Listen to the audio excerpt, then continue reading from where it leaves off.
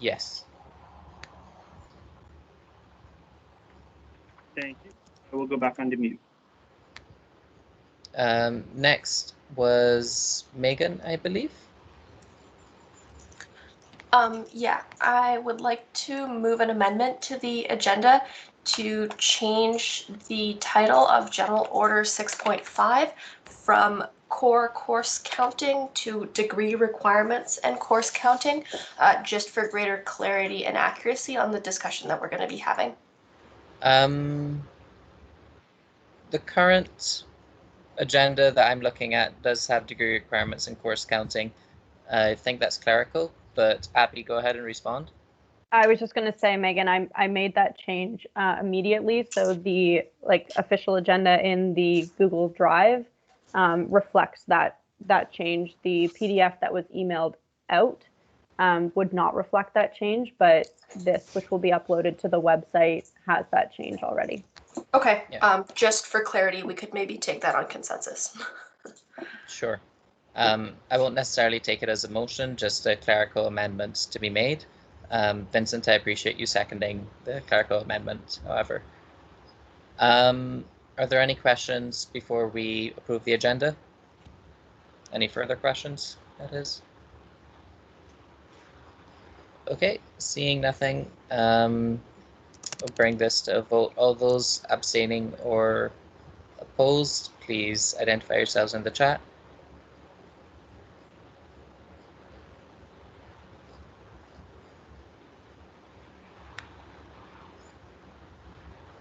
Okay, seeing nothing, this motion passes, none opposed.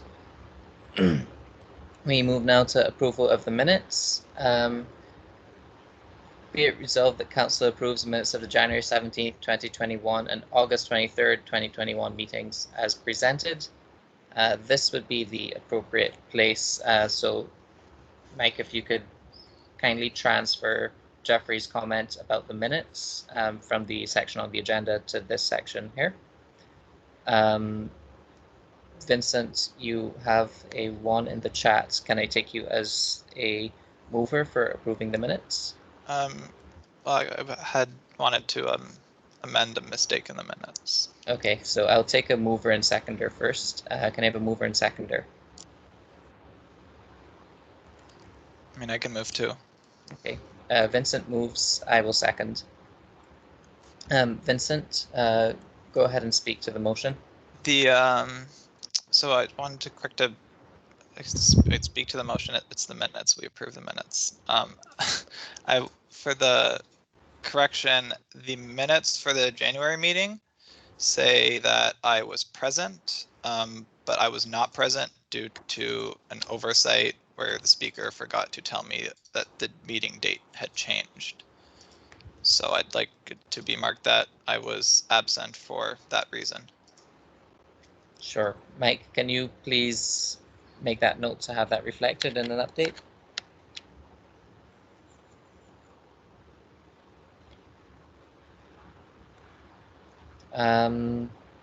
Okay, are there any other questions on the minutes? Any other corrections?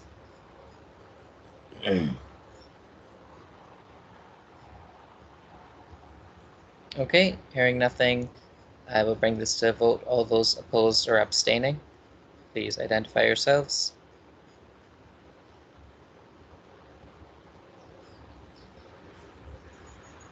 Okay, seeing nothing, this motion passes, none opposed.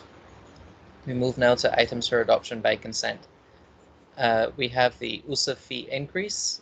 Whereas USA has increased its fee in accordance with CPI, which is 0.7% from $3.22 to $3.24 per full-time equivalent.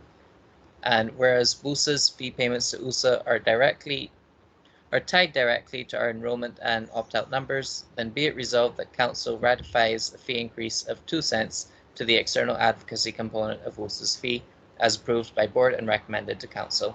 This is submitted by Vice President Education Town. I will take her as the mover, and can I have a seconder for the entire consent agenda, consisting of that one item? I will second that again then. we will have no discussion on this. I will bring this to a vote immediately. Is there anybody opposed to this or abstaining from the consent agenda approval?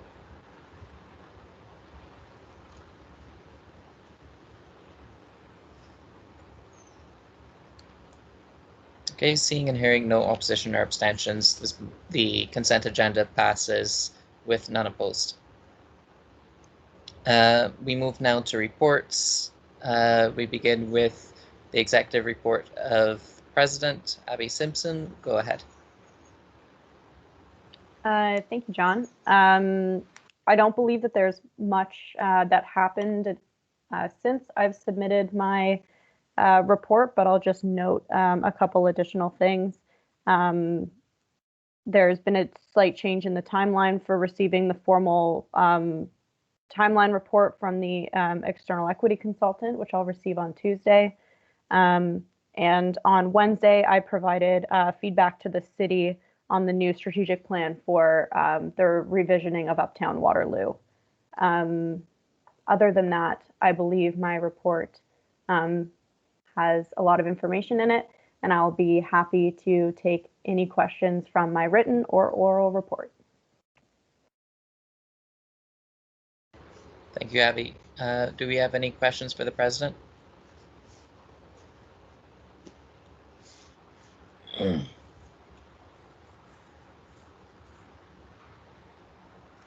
Okay, seeing nothing, we will move now to the report of the Vice President, Operations and Finance, Alana. I do not have anything to add from my report. I'd just like everybody to kind of read the GRT section, and honestly, if anybody has any better ideas than what we've been doing, please feel free to email me. But if not, we're just going to go ahead and suspend the agreement for next term as well and sell the $300 pass at Trinity. Okay, thank you, Alana. Are there any questions for the VPOF?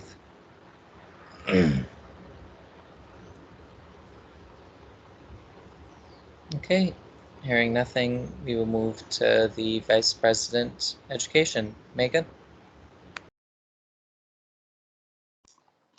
Excellent, thanks, John. In addition to my written report, I just want to note that applications for the Ontario Undergraduate Student Alliance General Assembly are now open and available on wusa.ca/opportunities. And I believe I have opened them until the 26th, but I'm going to double check. If you do need more time, please send me an email and we can chat about that. But it's a fairly straightforward application, just answering a few questions. I don't even need your resume. And the application deadline is February 28th at 10 p.m. Eastern Time. And I welcome any questions. Thank you, Megan. Are there any questions for the VP Ed?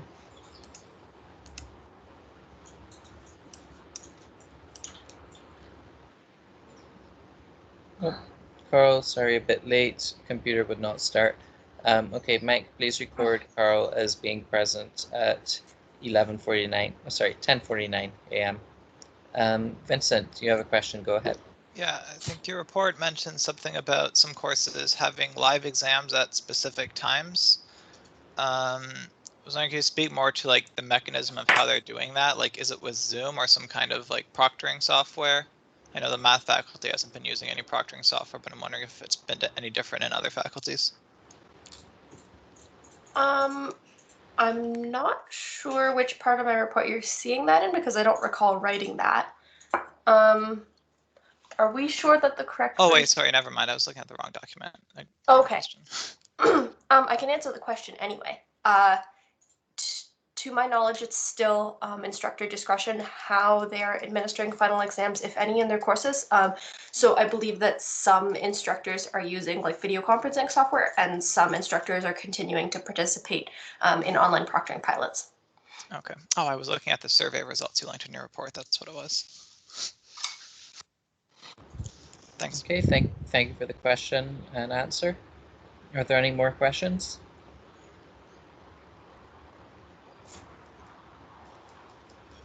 Okay, seeing nothing, we will move to the Vice President Student Life. Nada, go ahead. I have nothing else to add to my written report, and I'll be taking questions now. Thank you. Are there any questions for the VPSL?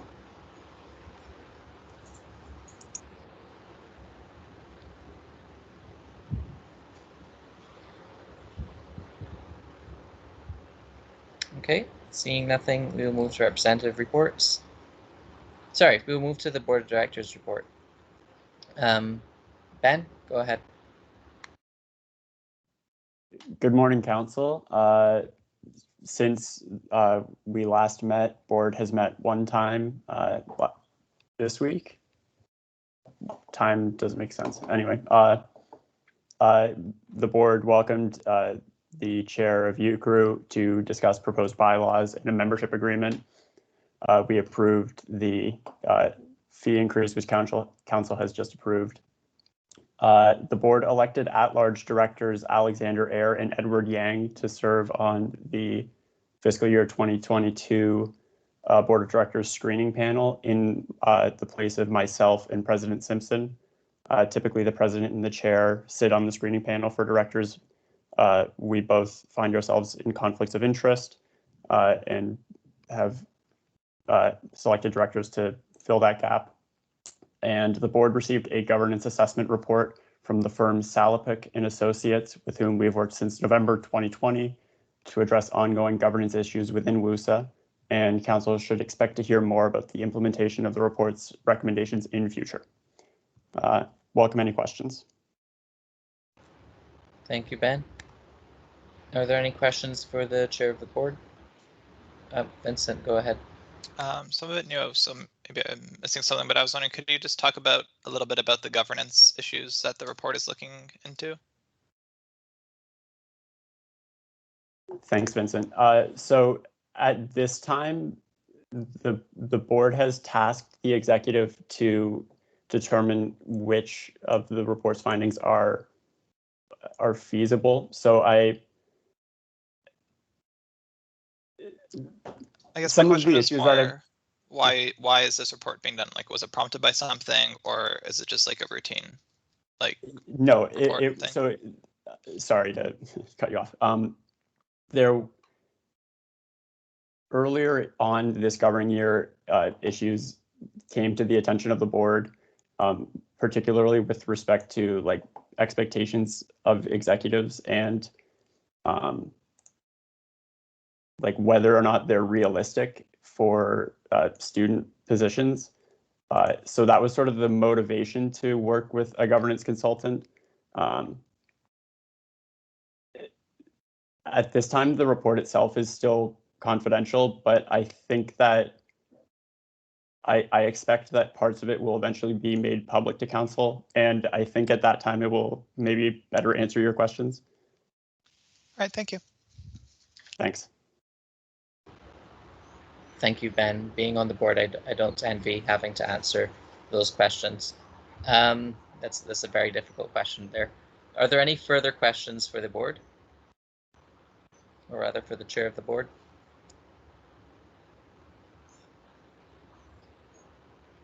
Okay, I don't see anything, so we'll move to representative reports. Oh, Abby, we have to change the agenda. It's the Health Caucus now. Is there anybody from the Health Caucus who would like to speak? Hi, this is Marie from the Health Caucus. This month we don't have much to report. We're still awaiting department name changes. So that's all we really have, unless any of my other representatives have something to add.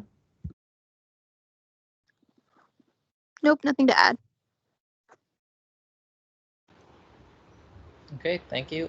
Are there any questions for AHS? Sorry, for health? Abby, go ahead. John, I'm just wondering if Julie's on the call to give a quick update of, at the last meeting, she mentioned the name change for the Constituency Society. I'm just wondering if there's an update there.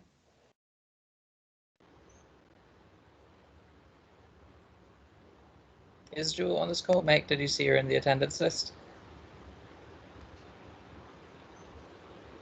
I don't see her in the participant section. Perhaps that's something we have to follow up with outside the meeting. Okay, we will now move on to arts.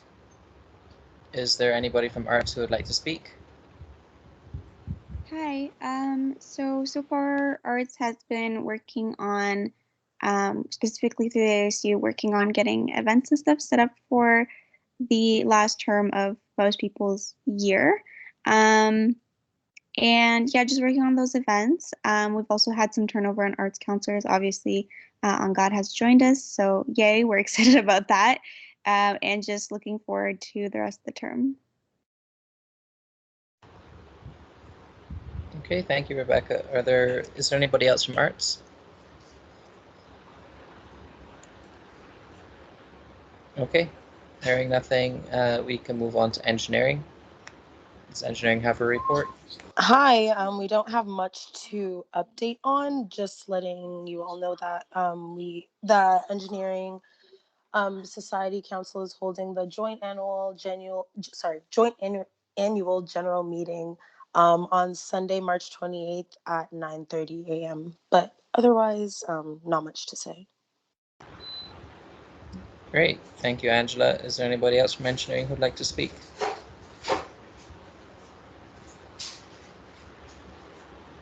Okay, hearing nothing, we can move to environment.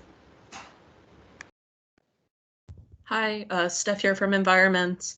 We recently had our term lead dean's breakfast, where we were mostly just discussing plans for when we get back on campus, I guess, like what priorities would kind of occur. So there's going to be potentially focus groups and some surveys basically going around to see what that plan looks like when we eventually get to experience a return to campus.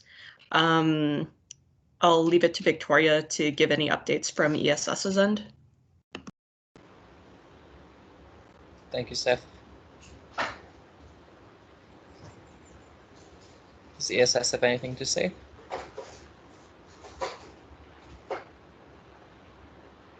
Okay, hearing nothing. Oh, Victoria's voice is gone. I hope that's your mic and not your actual voice, but if it is your actual voice, hope you get better soon. Okay, hearing nothing more from environment, we can move on to mathematics. Is there anybody from mathematics who would like to speak?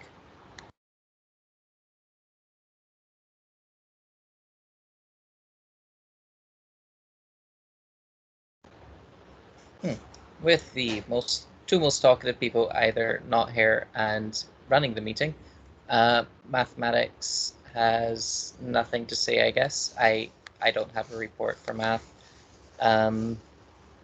We can now move on to the science caucus. Hi everyone, it's Carly here. So I don't have too much to report either. We just finished our designs for our grad box that we're going to be releasing to our graduating students. And we're going to be applying for funding for that soon from our faculty, which we're excited about, and we expect it to go well. So we'll be launching that at the end of February. Our retail website is also going to be launching at the end of February. So we're just creating designs for different like sweaters and merch for science students, and then we've created a website that will go up on March 1st.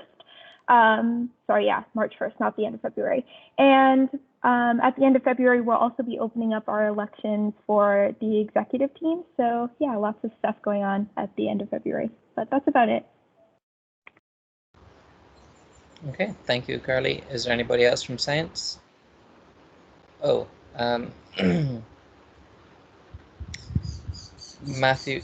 Mike, if you could please note what Catherine has written in the chat, I'll just read it out.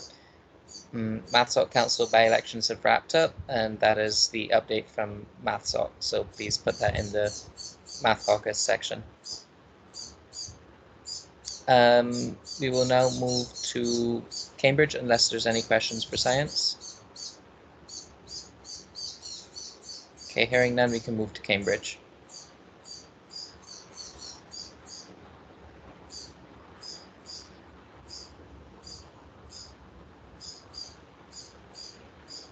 Okay, hearing nobody from Cambridge, we move to Kitchener. Hi everyone, Amanda from the Kitchener campus. Just kind of one update that's not entirely an update because we don't really have any new information in it. But our PEBC OSCEs is the licensing exam that pharmacy students write after completing their degree. And for University of Toronto grads, last year it was canceled in May, and for University of Waterloo grads, it was canceled in November.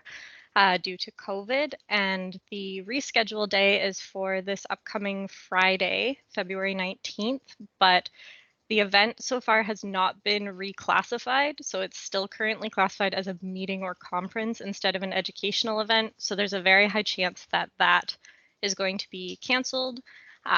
Which is very disappointing for the 2020 grads because they cannot practice as pharmacists until they pass their licensing exam. And it's starting to create some worries that this backlog could affect upcoming classes, including the 2021 class. So SOFS and CAPC have both written letters to the Ontario government, and we've been trying to work with our local members of parliament to try to urge them to have this event reclassified to be an educational exam in hopes that students can challenge the OSCE and get fully licensed, but we have not heard anything back yet from our letters, and I'm quite certain that if we don't hear anything back by Wednesday, the event will probably be canceled again. So unfortunately, I don't have anything else to add on that, but that's everything from me. Megan, go ahead with your question. Yeah, I just wanted to add that I do believe that MPP Lindo tried to call Minister Elliott late this week. Unfortunately, we haven't heard an update on how that call went, but she is also working to advocate on this issue. Okay, thank you. I'm sorry to hear about these troubles. Is there anybody else from Kitchener or any questions?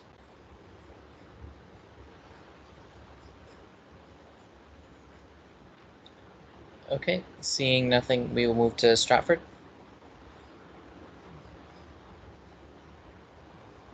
Hi, I have nothing new to report for Stratford. Okay, thank you. Are there any questions?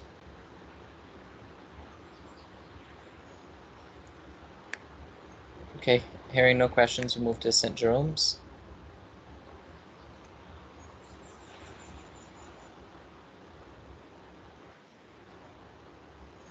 Chanel's mic is not working. I'll read out Chanel's message. This is Chanel from St. Jerome's. Currently, we are working on virtual event and wellness programming. Thank you for the update, Chanel. Are there any questions?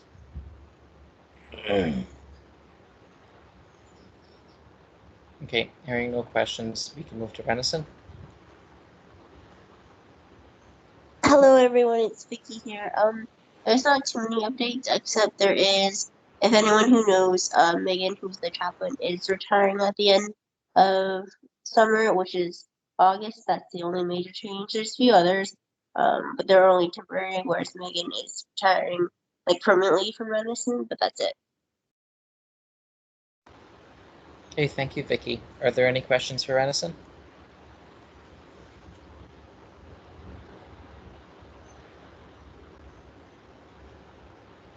Okay, nothing, thank you. As a note, as another addendum to the math report, there are some documents in the drive entitled Elections, Questions and Responses, which are to be appended to the minutes for this meeting as part of the mathematics report. We now move to Officers of Council reports. Abby, as Speaker, the report of the Speaker was included as part of the President's report. There is also a response from the UW alumni for Hong Kong and Waterloo Lion Rock Spirit. Abby, do you have anything to add? Sure. I just wanted to remind Council that I'm currently working through the changes to this year's Council transition process, working with some campus partners, including the Equity Office and the SSO, and hoping to bring in the new counselors for our April meeting to sit in and learn more about how our meetings work. I'm also reviewing the counselor code of conduct as part of a review of the codes of conduct in our organization, which I hope to have by the April meeting as well. Thank you, Abby. Vincent, go ahead. So I was just a little confused about the response from UW alumni. I thought that WUSA represents undergraduate students. Do we also represent alumni? To let you know, the Waterloo Lion Rock Spirit is a undergraduate student group that has partnered with the Unofficial Alumni Association of Hong Kong. So this plea was more in direct relation to the student group that has signed on to work with this other group. In case that clears up your question. Okay, thanks. Thank you. Are there any further questions for the speaker?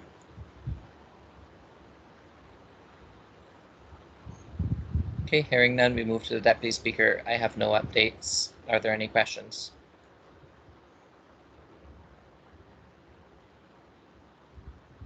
Excellent. We now move to the Secretary, Alana. I do not have anything to report, but I will let Mike say anything if he has anything to say. Pass, we're all good to move on. Excellent. Thank you. Are there any questions for the Secretary?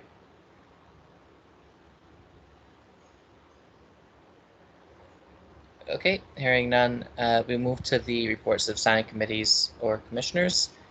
We first up have reports of Associate Vice Presidents. We have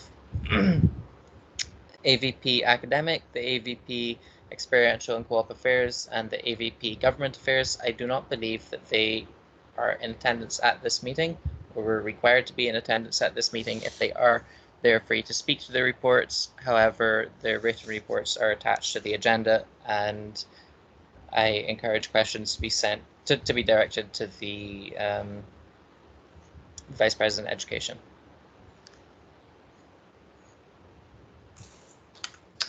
As John said, if anyone has any questions, I'm happy to relay them and get answers if I don't already know the answer.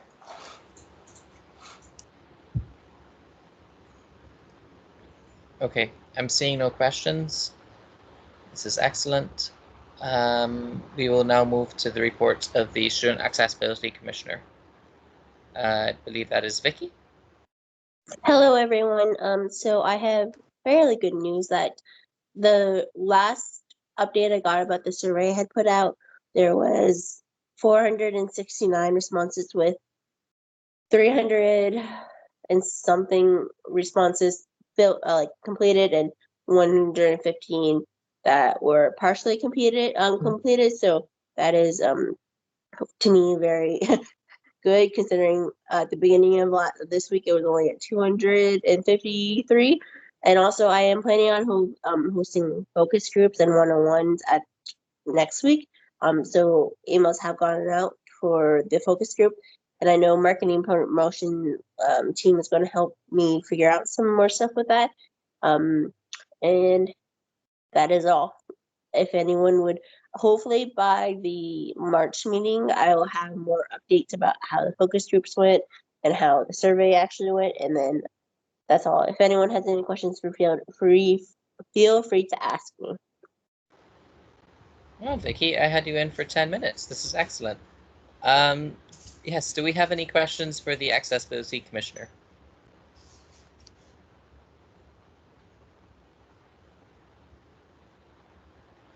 Okay, I see no questions. Your 10-minute report took 1 minute. Thank you very much. We can move on to the report of the Elections Committee. John, might I just jump in for a second? Can we move to the report of the Education Advisory Council and then come back to elections? Liz will not be joining until 11:15. Sure. Yes, if we have to wait until then, that's absolutely fine. We will move on unless there's objections, goes to the report of the EAC. Whereas Council previously approved Policy 18, Financial Aid and Tuition Set Aside, and requested changes to the policy, and whereas the AVP Academic has made the requested changes, then be it resolved that Council approves the following policy as presented. Policy 18, Financial Aid and Tuition Set Aside, submitted by VP Education Town. I'll take her as the mover. I will take Stephanie Email as the seconder. Or would the mover and seconder like to speak to the motion? I don't think I have anything to add. I will also note that my AVP will be jumping on shortly if anyone has specific questions, but I can probably answer them as well.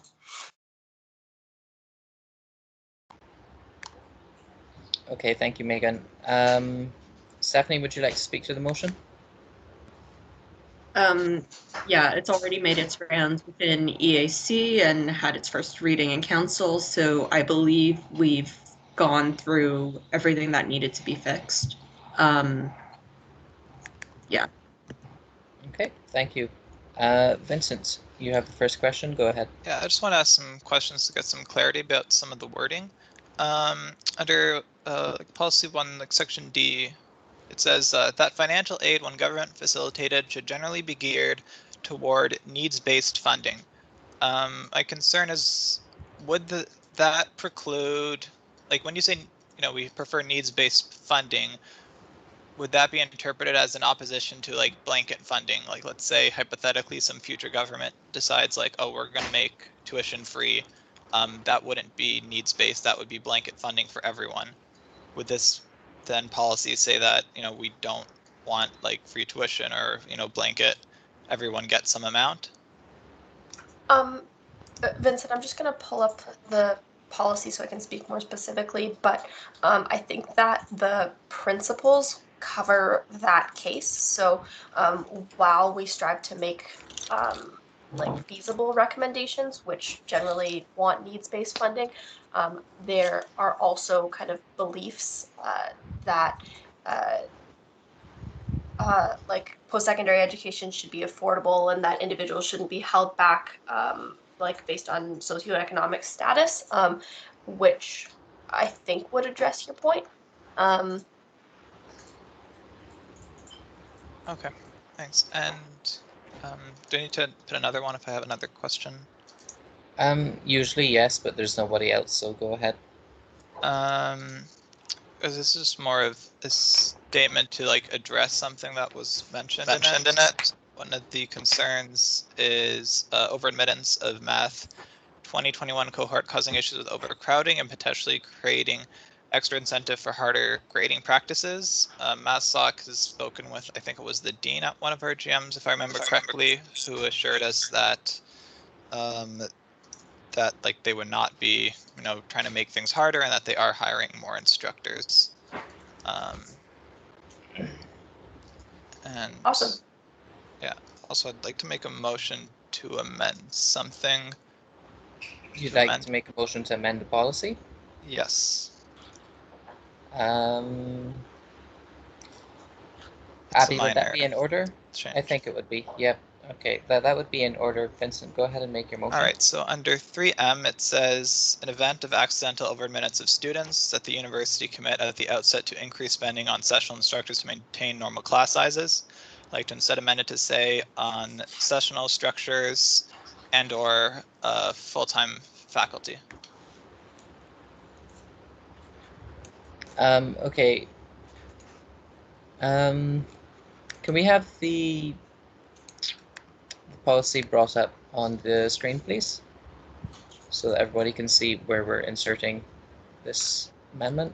I have it handy if you'd like me to share my screen. Yes, thanks.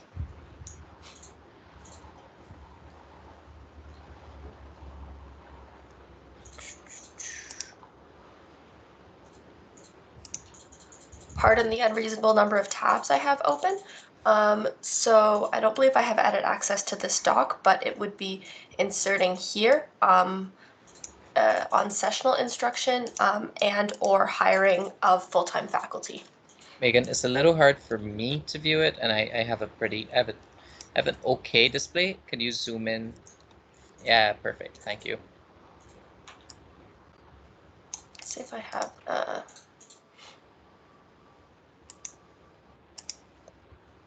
So where it says sessional, we are putting what now? So after sessional instruction, to write and or full-time faculty. Okay. So Vincent, I'll take you as the mover of that amendment. Can I have a seconder for the amendment?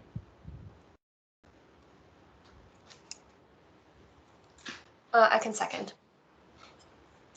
Okay, Mike, do you have the amendment clearly written down in the minutes? Sorry, yeah, in the minutes so far. Effectively just adding and or full-time faculty, correct? Yes. After sessional instruction? Yes. Yes. Yeah, good. Okay, so Megan, did you say you would second it? Yeah, I can second. Excellent. We have a mover and seconder. Vincent, you've spoken to it. Would you like to speak to it more? So I guess my issue is, especially in mathematics faculty and high-level courses, because eventually this incoming cohort of first years will eventually be fourth years.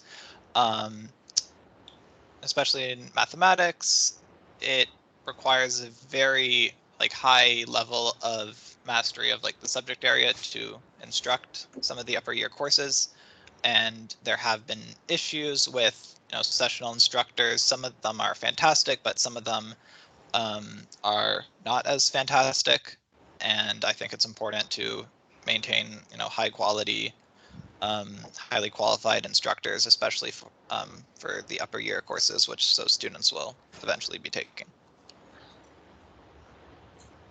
Okay. I yield my time to Matt Garretts if he has anything to add. Sure. Hello. Can everyone hear me all right? Yep. Yes, Matthew. The only reason that I ended up putting sessional there is out of understanding that if it's an accidental increase, it's not a permanent increase in the size of the department or faculty. So increasing the full-time base of instructors and trying to get people on tenure track would just lead to an overabundance of instructors in the long term. That being said, the concerns that Vincent raised are, I think reasonable, and I don't see any issue with putting it there, and because in any case where this happens, it's going to be a very specific case-by-case basis as to how the department deals with it, and I think it makes sense for us to have both options on the table to advocate for. Excellent. Thank you, Matthew. Do we have any further questions?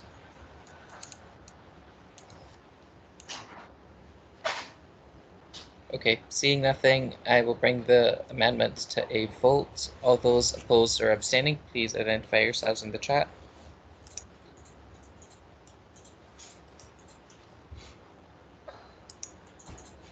Okay, seeing none, we will now move to...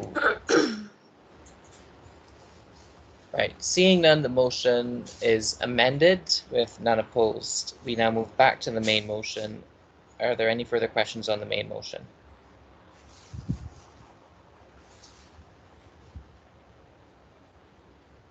Okay, seeing nothing, I will bring the main motion to a vote. All those opposed or abstaining, please identify yourselves. Okay, seeing none, the main motion passes with none opposed.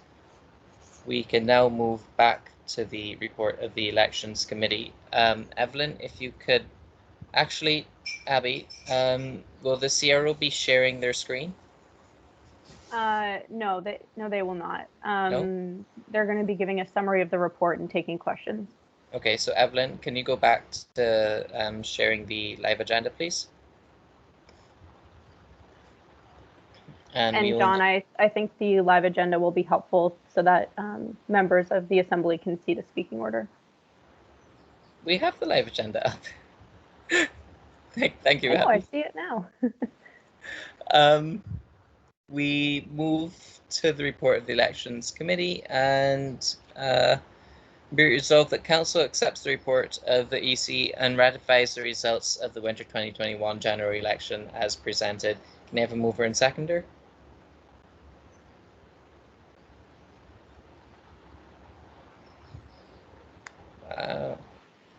Okay, Abby moves and I will second. Abby, would you like to speak to the motion? No, thanks, John. And John, would you like to speak to the motion? No. Good. Stephanie, you have a question? Go ahead. Although, before we get to questions, Abby, did you say that the CRO will be giving, will be speaking first? Yeah, the CRO should be on the call now. Liz, are you here? Okay. Yeah, I'm here. Can you Hi, guys hear Liz. me okay? Hello. Yeah, I can hear you. Okay, sounds good. So I guess everyone's kind of looking at the report on their own computer? Is that what's, okay, sounds good. Yeah, so basically for the report, there's the dates obviously at top, but going down the report, there is Math Council first. So there's, I think, 6 elected candidates.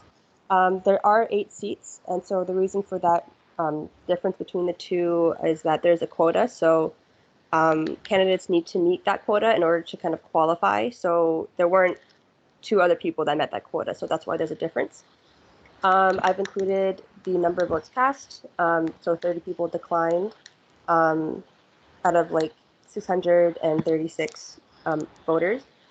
And there's also like the number of eligible voters that are included as well. And there's a list of eliminated candidates at the bottom. Moving on now to like Science Council.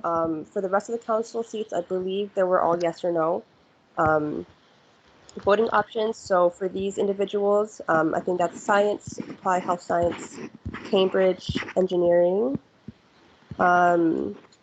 environment, arts, and yeah, so for those council seats, I've just included the number of yes and no votes, the percentages, the votes cast, and how many eligible voters there were. I believe this applies to Senate at large, Senate AHS, Senate Math, as well as the exec positions. Yeah, so that's kind of like the format. And yeah, so I guess that's kind of like the summary. Yeah. Okay, thank you. Why can I hear myself? All right, we're good. We can now move to questions. Stephanie is withdrawing her question. We can now move to Jaskara.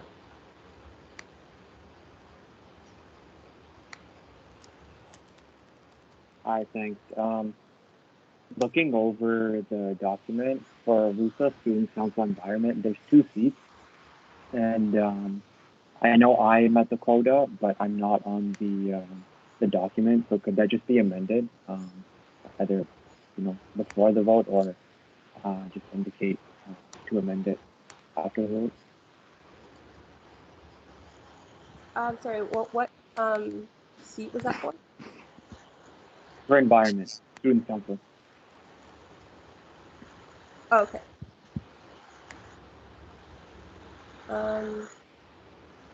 Yep.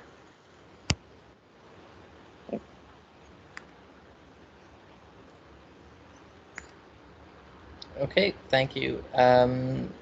Jaskran, I think we can take that amendment on consensus, unless there's any objections to this. CRO, do you have any objection to that? I didn't hear you saying you had any problems with it. I don't think so. Yeah, I just gotta take a double check the numbers, but sounds okay. All right, we can keep discussing for the next few minutes while you go back and double check those numbers. Are there any further questions? I had a comment. And also okay, Vincent, go ahead. So first, sorry, I didn't see your notes. Yep. First, a comment. It says received notice of impersonation with Carl Zhu as a complainant. I think someone on Reddit said they were Carl Zhu, and then they didn't really post anything other than just saying that they were him. Carl told me about it. I notified the Reddit moderators, and the posts were removed within minutes of it being reported. So I just think council should be aware that that was dealt with in that way. And I also have a question. Okay, go ahead. So I guess this is kind of in response to some of the questions that were sent beforehand. I asked who, in the executive suggested the idea to move the AMA platform. The response I got from the CRO was, there is not one person that suggests an idea. There's a list of items that are to be discussed, and everyone works collectively together to formulate a decision. Even if there was someone that suggested the idea first, it was still agreed on by everyone as a whole, thus would not be a fair situation to single out just one person. I was a little confused by this response because every committee or council I've ever been on, it's composed of individuals who speak, whereas this response just sounds like they're describing the executive as some kind of hive mind that thinks collectively as one giant brain. So I'd like to ask again, which executive suggested initially to move the AMA platform? I think perhaps I might be able to answer that question, Vincent. A hive mind might not be the worst thing. If your executives are on the same page, operating as a hive mind, then they're likely to get more things done. That's certainly how a board operates, where there are no individuals. You can't ask the chair of the board who said what. Essentially, if you look at board minutes, there isn't who said what. There was the idea was brought up and discussed and voted on.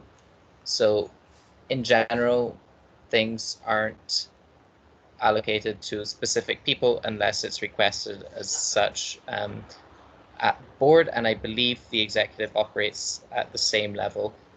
I don't know if the CRO is best placed to answer this or Abby, but if you have anything more to add, feel free. I can jump in as well, John. So the executive committee does operate on consensus. So everyone agrees, and that's kind of how the decision is made. So if one individual brought it up and brought it forward, the executive team as a whole would discuss it, come up with the decision, and move forward with that decision together. So saying who came up with it first, if the executive team is making that decision as the final, then it is at the executive committee where that decision is made, and not just with one individual, because everyone else has to vote on it. It would be the same thing with, again, what John said, board committees. If that committee has made a decision, then that is the decision of the committee. I don't know what much more to add there. Thank you, Abby. CRO, have you gone back to check the numbers for Jaskran? Yeah. So yeah, I will update the report. So yeah, my apologies. So he is supposed to be elected. Okay. All right. Are there any further questions for the CRO? Vincent, go ahead.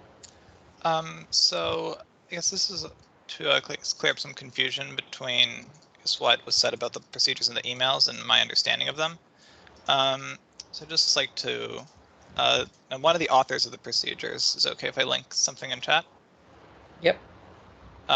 So he discussed on Reddit about the intention that was meant by him when he was one of the co-authors of the election procedures, and how the intention was not for the president to have decision.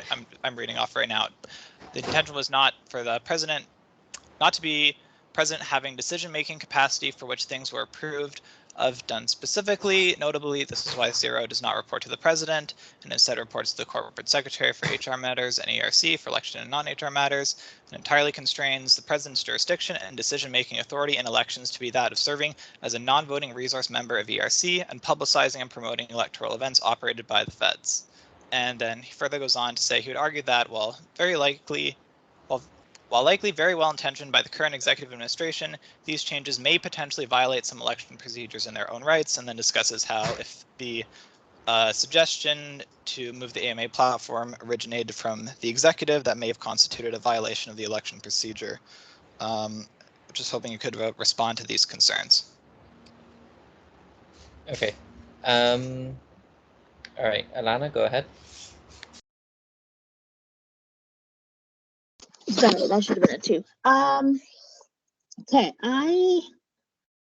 I'm genuinely confused by this line of questioning, because I feel like the assumption here is that the executive sat down, said, we don't want Reddit to be,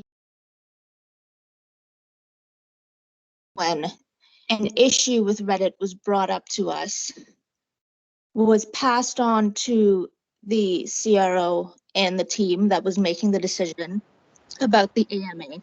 And then that working group decided to move it. So I'm genuinely confused about why we are questioning so hard about the executive's role in this when I feel like it's been explained a number of times.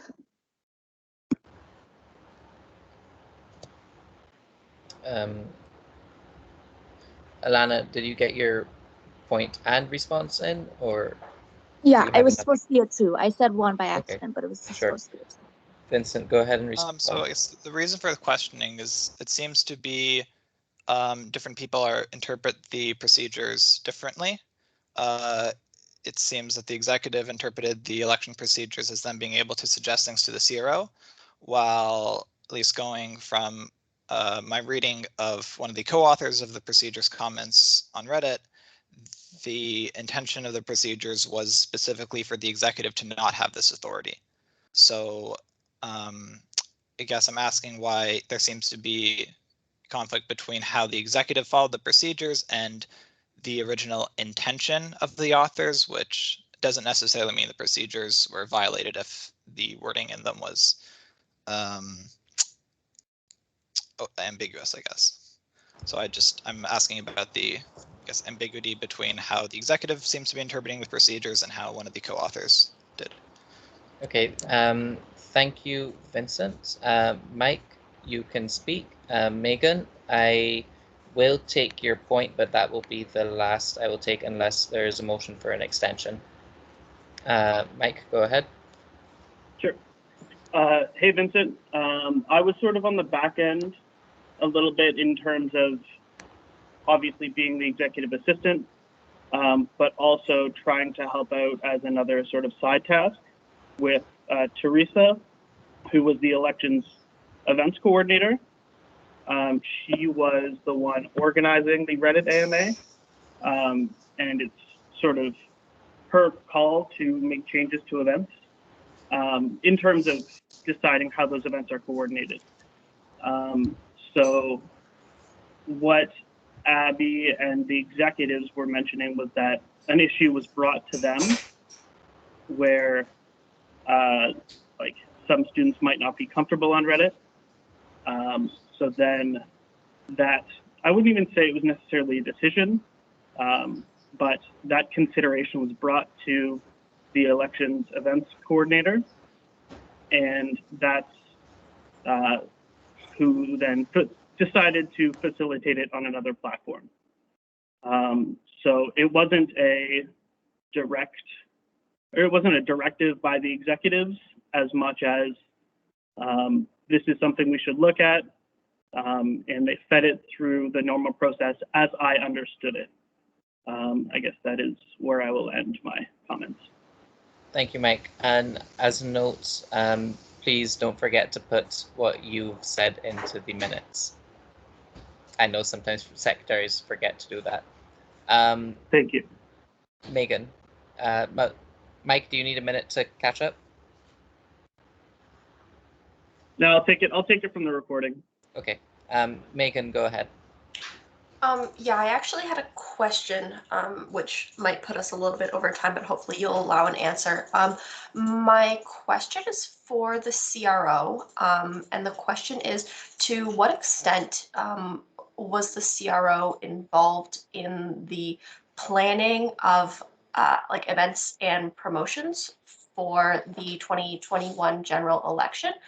Because I think that this might highlight where the gap is between the procedure that former Vice President Belling worked on and what happens in reality. As Mike mentioned, the promotions were managed by a part-time staff who's the governance and elections events coordinator, which falls under the campus life department, and promotions fall under our marketing department. So in reality, the CRO, to my understanding, is not heavily involved in that process, and it's handled by staff who are dictated by procedure to be impartial in the elections. So I think we might have identified here a gap between what might have been appropriate a couple years ago and what might be more appropriate now is to have the election, or I guess the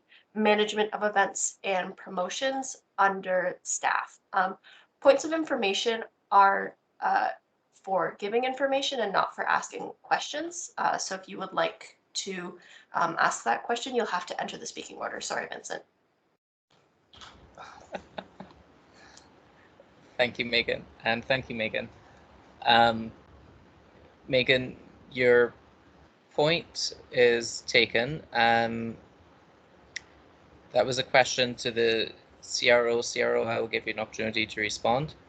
And Vincent's question that he is going to be taking is a multiple choice question, so I will take that as well. But the answer to Megan's question first, if the CRO would like to respond. Yeah, I can respond to that. So when it comes to planning the election, I'm kind of working more with the candidates and sharing that giving information aspect. However, I'm still involved with some of the planning, but not to a heavy extent. So I'm present at the meetings, but it's more so of like the promotions team, and I kind of just give like my 2 cents, but it's not something that I'm like super heavily involved in. We have a point of order. Edward, go ahead. I believe we've exhausted the speaking time for this motion. Can the speaker ask for an extension? I will not be asking for an extension this time. Unless it is motioned, we will be moving on. Okay, seeing nobody requesting an extension in the time allotment for this motion, we will move now to general orders. Oh, Steph, go ahead. Is that in relation to the point of order? Yeah, can I motion for an extension of 5 minutes? You may. 5 minutes from now or 5 minutes from the original time? How much time does that leave that? Negative 3 minutes. Okay, 5 minutes from now. 5 minutes from now. Yes, exactly. Vincent seconds. Okay. I'll take this immediately to vote. All those opposed to a time extension?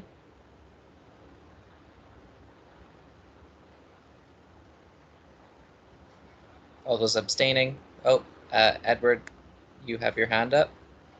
And Megan has their hand up. Are those, Edward and Megan, are you putting your hands up because you're in opposition? Yes, opposition, because I don't see a message to oppose right now. I was just saying to type into the chat saying if you were in opposition. Okay. Megan in opposition, Edward in opposition.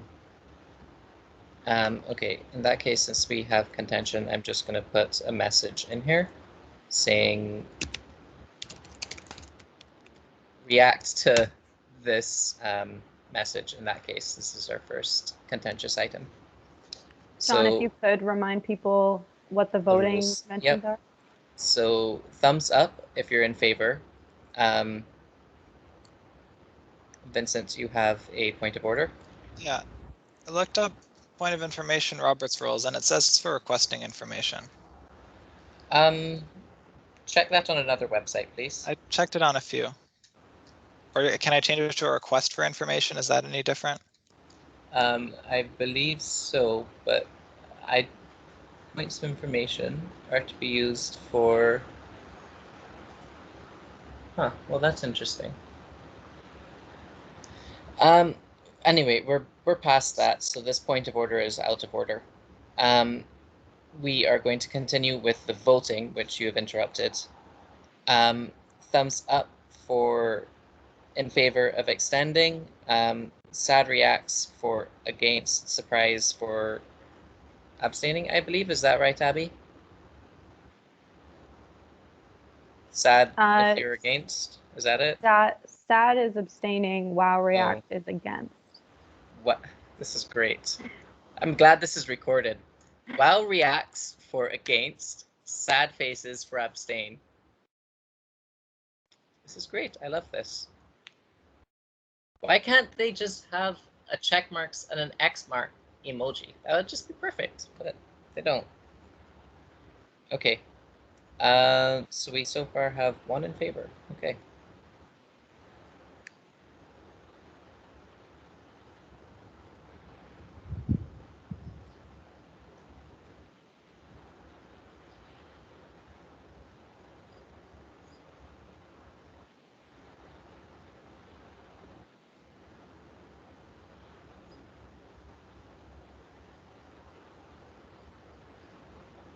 Okay, voting has leveled off to the point where I am willing to call this. The motion fails. We will not be extending debate on this item. We will now move to general orders. I'm going to call a 5-minute recess before we start going into general orders, unless there is opposition to that. Okay, seeing no opposition, everyone please be back at 11:48. Point of clarification, which is asking about what happened to that motion. Did we ratify the results? Did we ratify the results? We did not. It's a good point. Thank you. So first thing we'll do when we get back from this will be to finish off that motion. I thought I had called that, but we didn't. Could the link to the live minutes be sent? While we're at recess, can I ask what portfolio that falls under? You can Yeah, ask of whatever course, you want. actually, Vincent, I was just unmuting to remind council. Just for both of the portfolios that were mentioned, Campus Life Department primarily falls under the Vice President Student Life, and Marketing and Communications, or the promotions aspect, falls under the Office of the President. Okay, thank you. I will note, Vincent, if I'm the change for the Governance and Elections Events Coordinators moving under the Campus Life Department is very recent. Normally it reports into the Office of the President.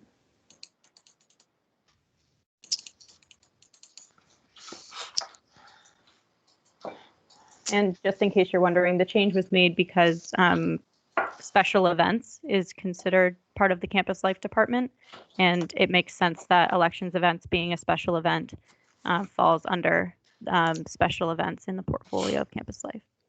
Okay, thanks. How much longer is our recess? I think we're recessed until 48 minutes past the hour. Okay, thanks.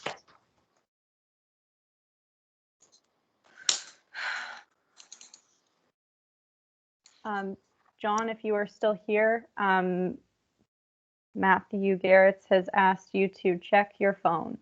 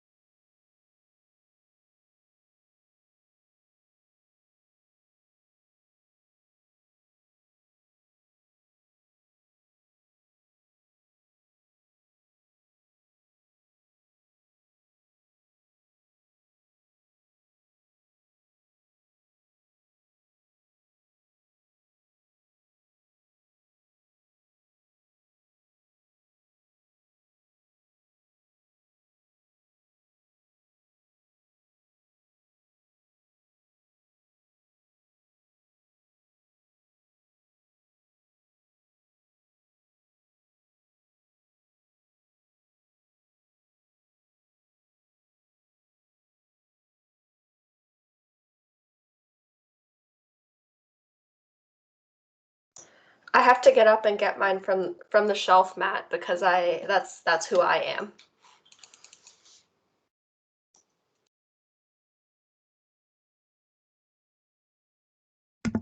I just have a Kindle version.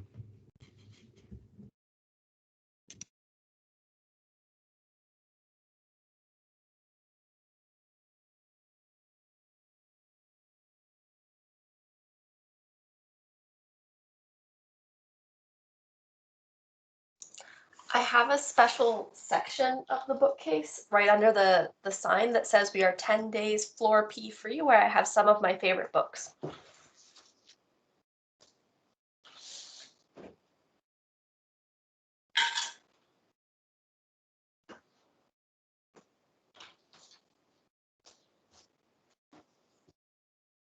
That's phenomenal.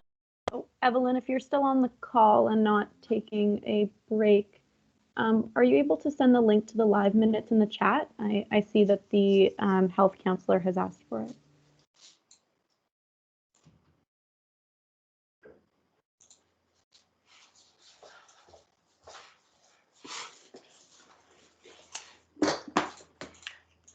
And then beside that, I have 3 of my favorite dictionaries and Robert's Rules.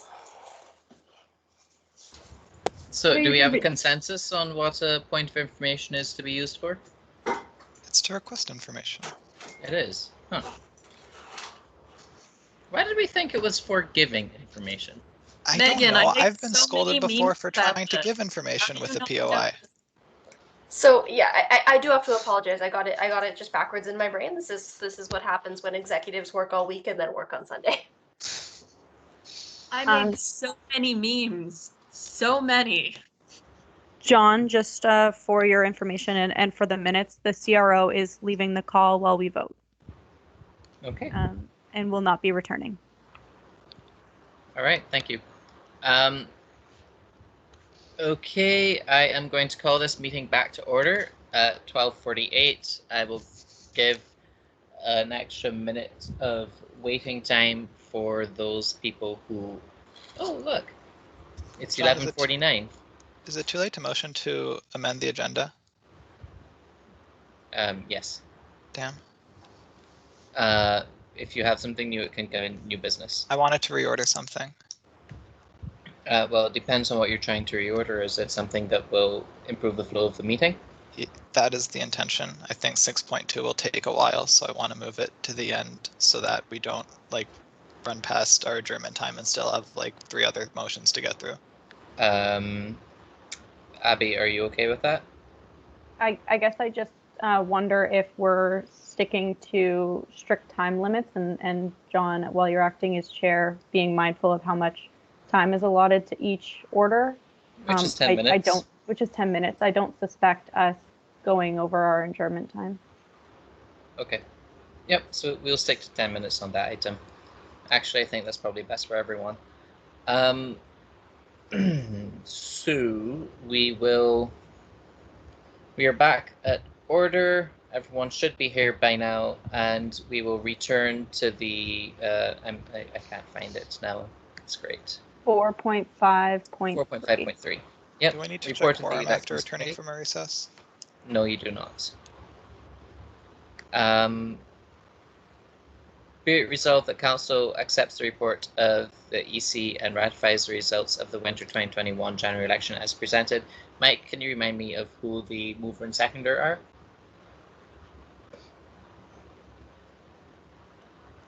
Yes. Abby moved, you seconded. Excellent. We have exhausted discussion and time allotment for this motion. We'll bring it immediately to a vote. All those abstaining or against, please identify yourselves in the chat.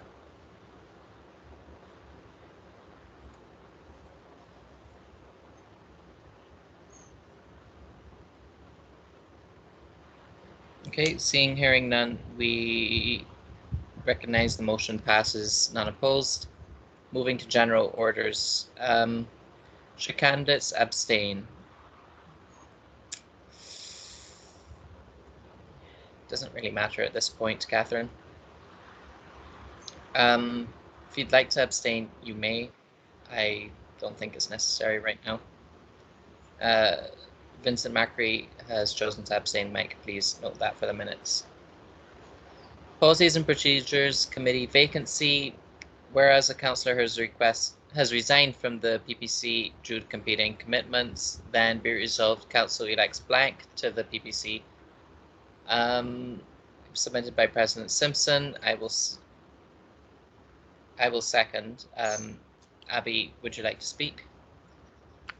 Sure. I guess I'll just let council know that with the governance review mentioned by the report of the board, I suspect the rest of the term will be very light for members on the committee, as we are not currently reviewing any new policies or procedures. So if you're looking for a small time commitment, this would be a good one. Thank you, Abby. Vincent, you have a question? Go ahead. I'd like to nominate myself. Okay, thank you. I don't think we require seconds for nominations to committees. Are there a seconder for the overall item? Yes, we do need a seconder for the overall item, and I believe we have one. If we don't, then we have Catherine. Do we have any other nominations?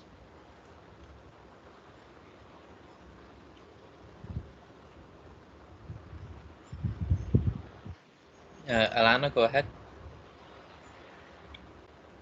I would put my name. I don't know if I'm allowed to. I will put my name. Alana, I'm sorry, I couldn't hear you just now. Who are you nominating? Myself. You're nominating yourself. Okay. All right. Are there any further nominations?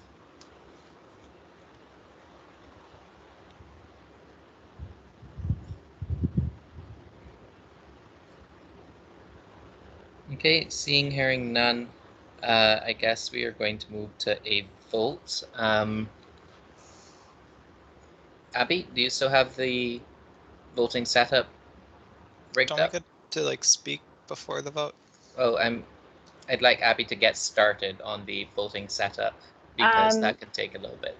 Yep, I can. I'll be just a reminder for this voting will be in the general council teams for those who haven't used it in a while. Only current councillors have access to that, which is why we use it for voting, especially when we have members of the gallery. But John, yes, go ahead with allowing each candidate 30 seconds to speak. Mm-hmm. Megan, I see your won but no to your withdraw. Okay, so unless there's any other nominations, the candidates will be allowed to speak.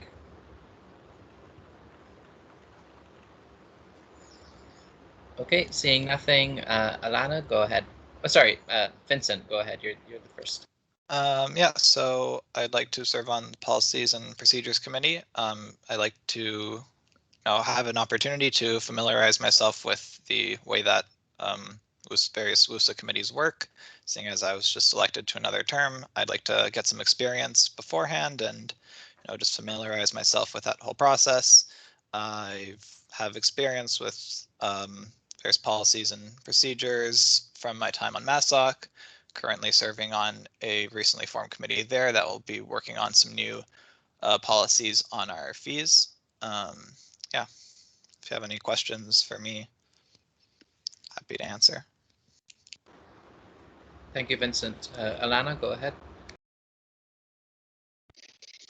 Yeah, I would like to be in this committee because as someone who has firsthand knowledge of the impact of our policies and procedures as they exist, I think I could contribute to anything that might come up. And then also with someone who has firsthand knowledge of the governance review that we will be bringing to council eventually, I can impact the necessary changes that come about from anything resulting out of that review. Thank you, Alana. Are there any questions for the candidates?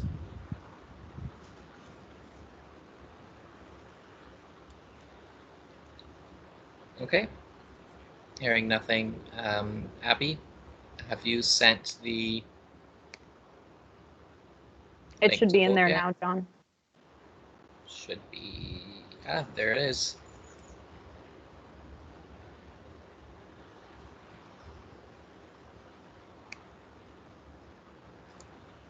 Shouldn't it So- be anonymous? It should be. John, this is how we've done it every time, just with this poll. I believe that you as counselors cannot see who is answering what, and once I delete the poll, which destroys the ballots, I can't see the back end unless I log into Microsoft Teams, but once it's deleted from this channel, I won't be able to see it at all. Is my understanding from when we've done this in the past. Thank you, Abby.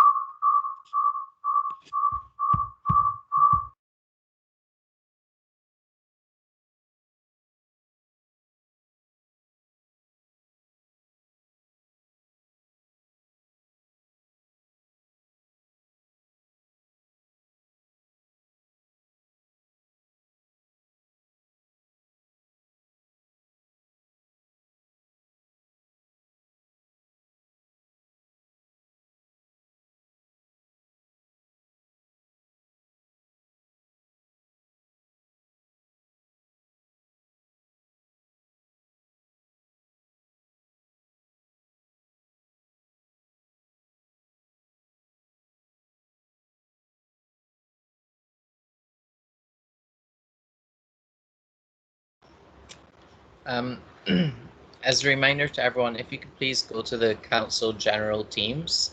We only have 15 votes in, and I know we have more people on the call. And we aren't at a situation where I can look at it and definitively call somebody as a winner.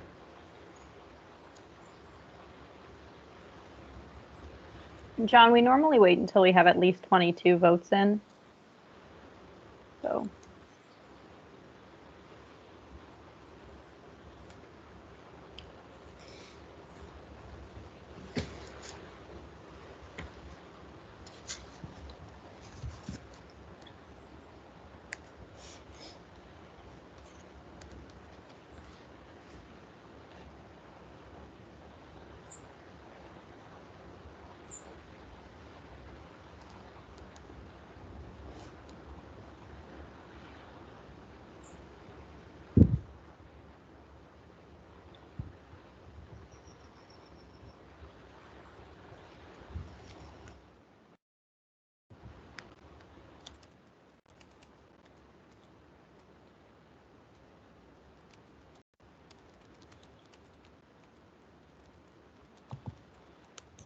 Abby, did you put down your secret ballot somewhere?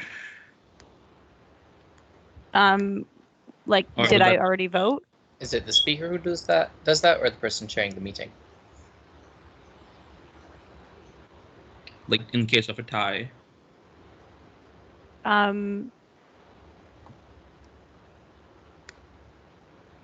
I can write it down if you'd like. Writing it down doesn't really make much of a difference once I don't Abby know, knows like- it in her head at this point. I think John, I'll let you do the secret ballot.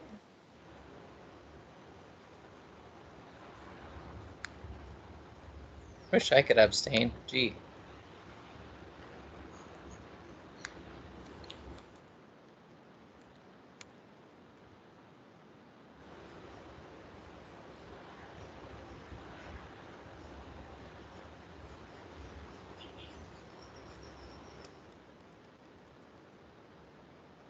John,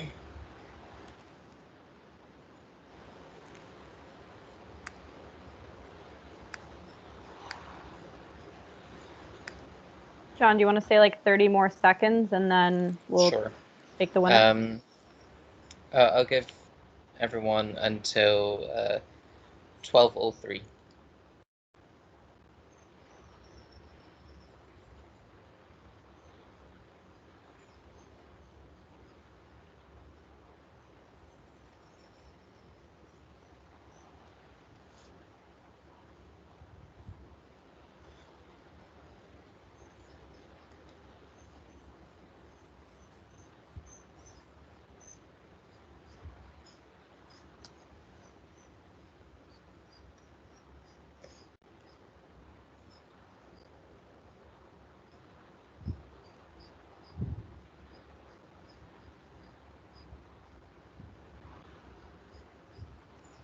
That's a long minute. Oh, 12:03. Thank you. This time, Vincent Macri has more votes. I will motion to amend to fill the blank with Vincent Macri. Can I have a seconder? I'll second, John. Thank you. All those opposed or abstaining? Should I abstain? Yes, Vincent, you can have the vote count noted in the minutes. You may abstain if you wish. I'm asking, am I supposed to? Like, how's this usually done? If you think it was done, if you think the voting was done in a proper manner, you may vote for it. Okay. For the actually, it's not a ratification, so you can abstain. You should abstain from filling the blank because this isn't a ratification of a vote. Sorry about that. John, just for the minutes, I'll read out for Mike and everyone present the vote count. Vincent, 11, Alana, 10, and 2 abstentions. I was just about to paste that in the chat.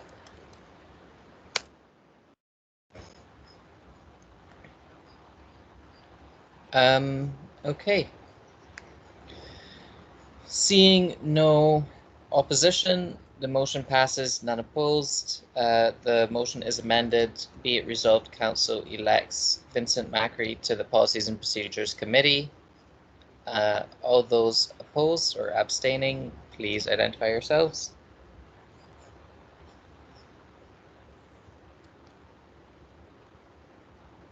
Seeing, hearing none, the motion passes, none opposed. Vincent, welcome to PPC.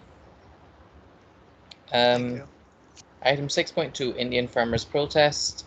Whereas undergraduate students have expressed the need for a response to the recent events of the Indian Farmers Protest, and whereas WUSA represents undergraduate students affected by the protest, be it resolved that WUSA issues a statement in solidarity of the protest to increase awareness of this issue. Submitted by VP Abunaga. I will take you as the mover. Can I have a seconder? Can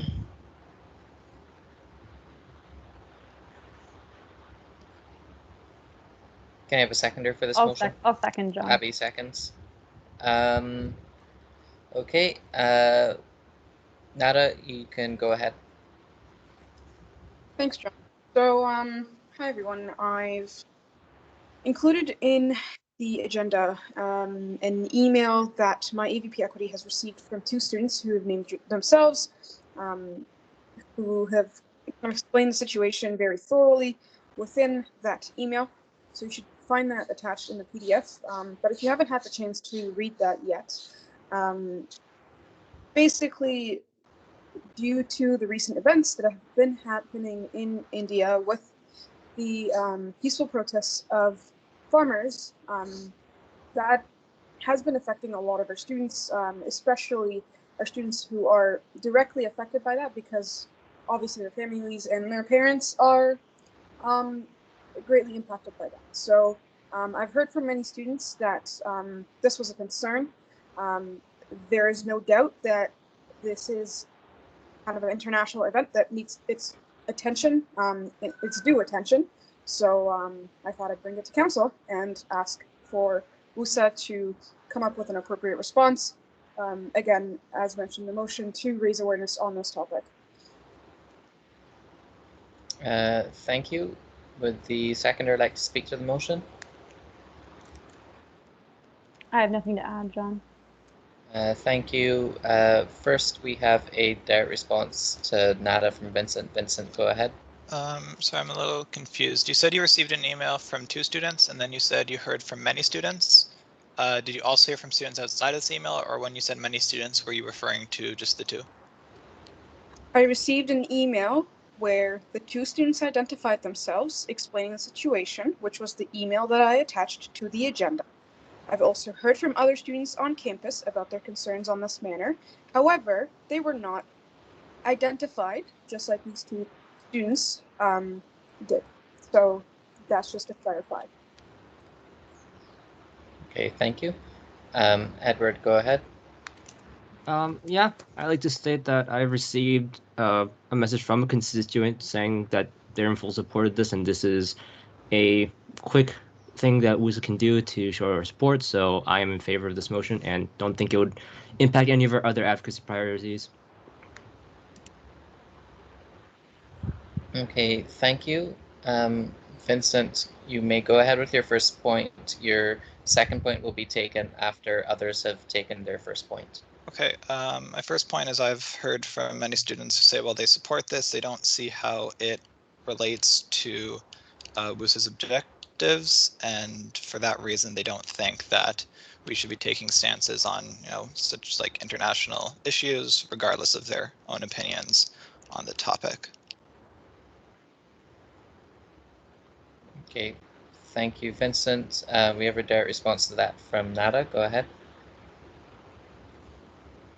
Yep, I understand your concern. Just like with other motions that we've had in council and other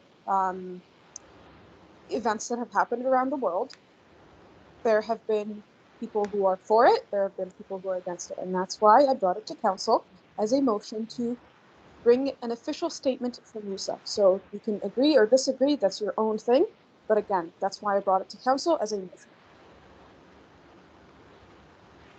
Okay, thank you. Vincent, go ahead with your direct response. Yeah, so I think you misunderstood what I said. I didn't say that I heard from students that are opposed to this. I heard from students who support this, but regardless don't think WUSA should take a stance because it's not WUSA's place.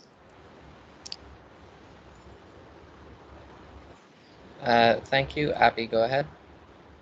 Yeah, thanks, Vincent. I know that we hear that sometimes with sometimes when we take stances. I think what we're specifically asking for in terms of this particular motion and other motions like it, we've kind of changed the way that we want to be communicating things out. So we have a lot of student groups who are very passionate about things. So we'd like to release some information that they've provided to us on our website to show solidarity. But again, we like to bring it to council to make sure that council has the opportunity to voice the concerns that you've voiced here. It would essentially what you'd be looking at, and for those interested, would be a post on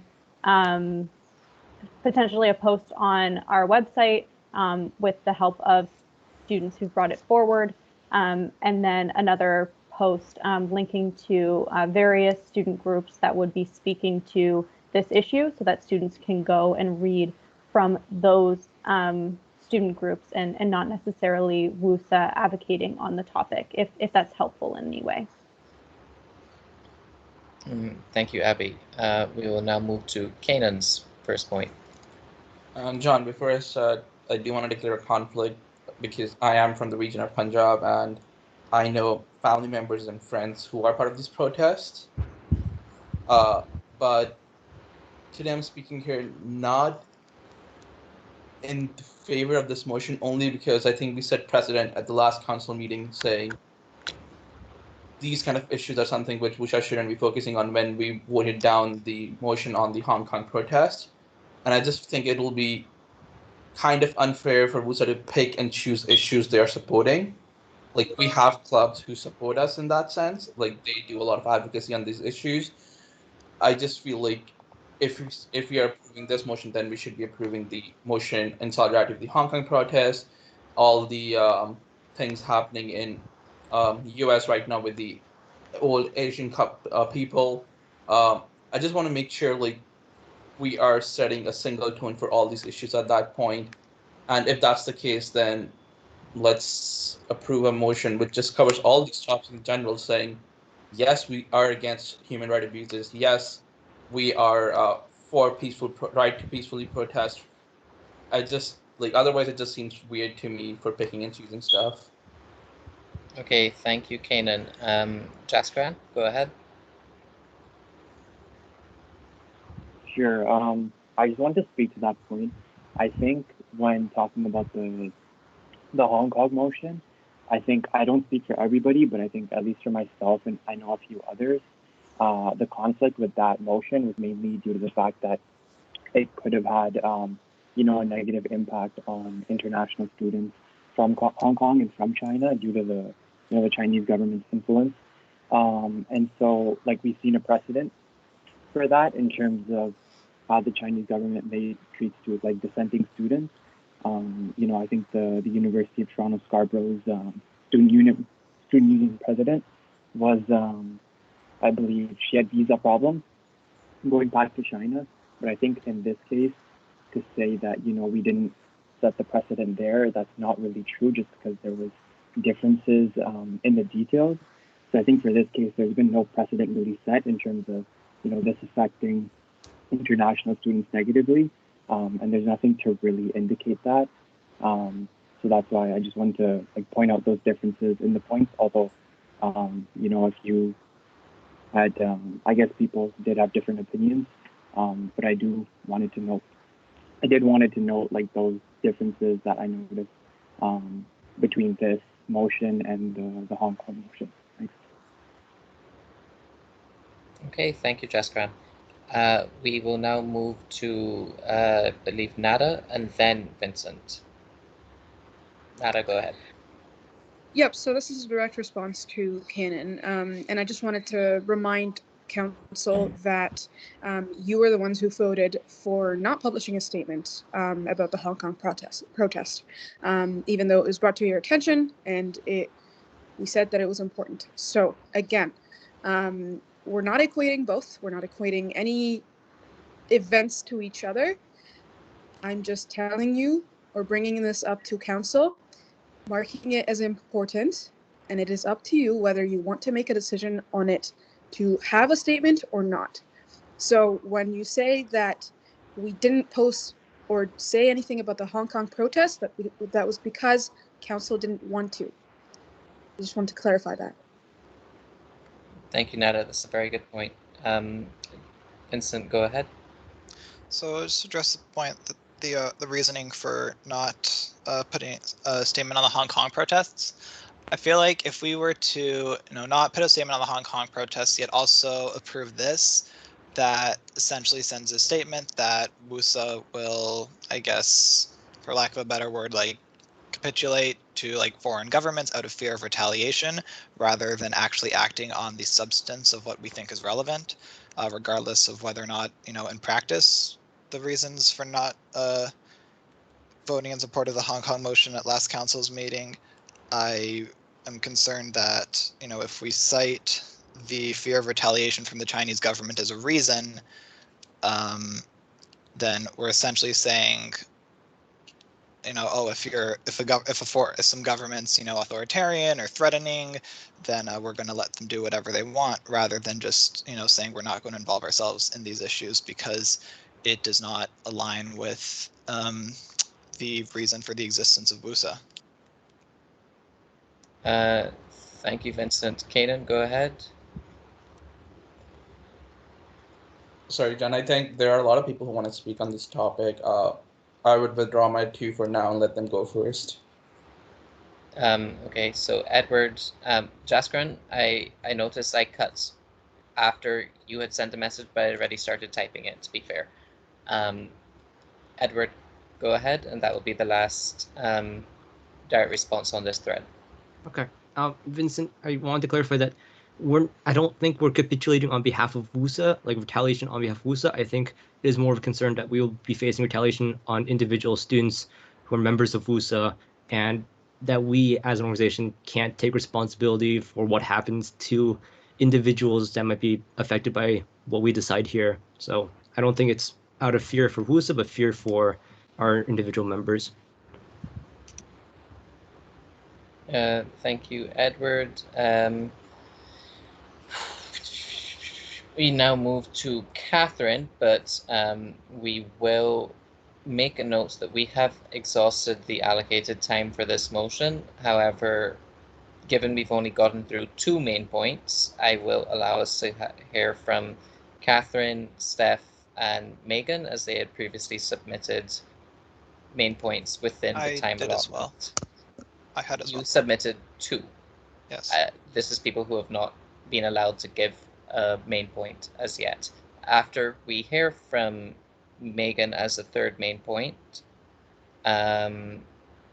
we will have a motion to extend discussion. So first we have that with Kanan. We will now move to Catherine. Thanks, John. I guess my opinion here as a counselor is that I have concerns about continually setting about how this could set the precedent for us continuing to issue public stances on issues that, as far as I can tell, are genuinely beyond the scope of what WUSA has a mandate to advocate for and is able to really make an impact on. From my understanding, WUSA's mandate is to advocate for the benefit of Waterloo students in their capacity as Waterloo undergraduate students. And this is certainly an issue that affects a lot of students who are Waterloo undergraduate students, but I'm not sure that it would be appropriate to quantify them as experiencing this issue because they're Waterloo undergraduate students, which is why that I will be voting against, because I think that it's inappropriate for this to be something that WUSA steps out against, simply because I don't personally understand where it intersects with what WUSA can actually do. I see that Nada has a direct response. John, is it okay if I take this? Yes, you may. Okay. So, sorry, just gathering my thoughts. This motion asks for a public statement from WUSA to raise awareness. I understand your point about having this not be relevant to what WUSA is doing, etc. I would beg to differ, as everything that we do is in the interest of students.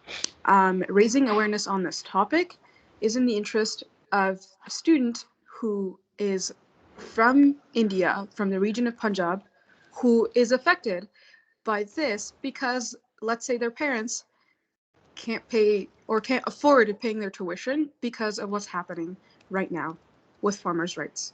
So I would beg to differ on that end. Yeah, and that's just the point that I wanted to make.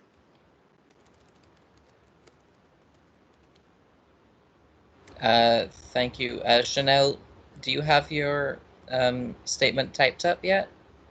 Otherwise, we can go to Vincent and then you can send your thing. I just don't want you to send it in the middle of someone talking, that's all.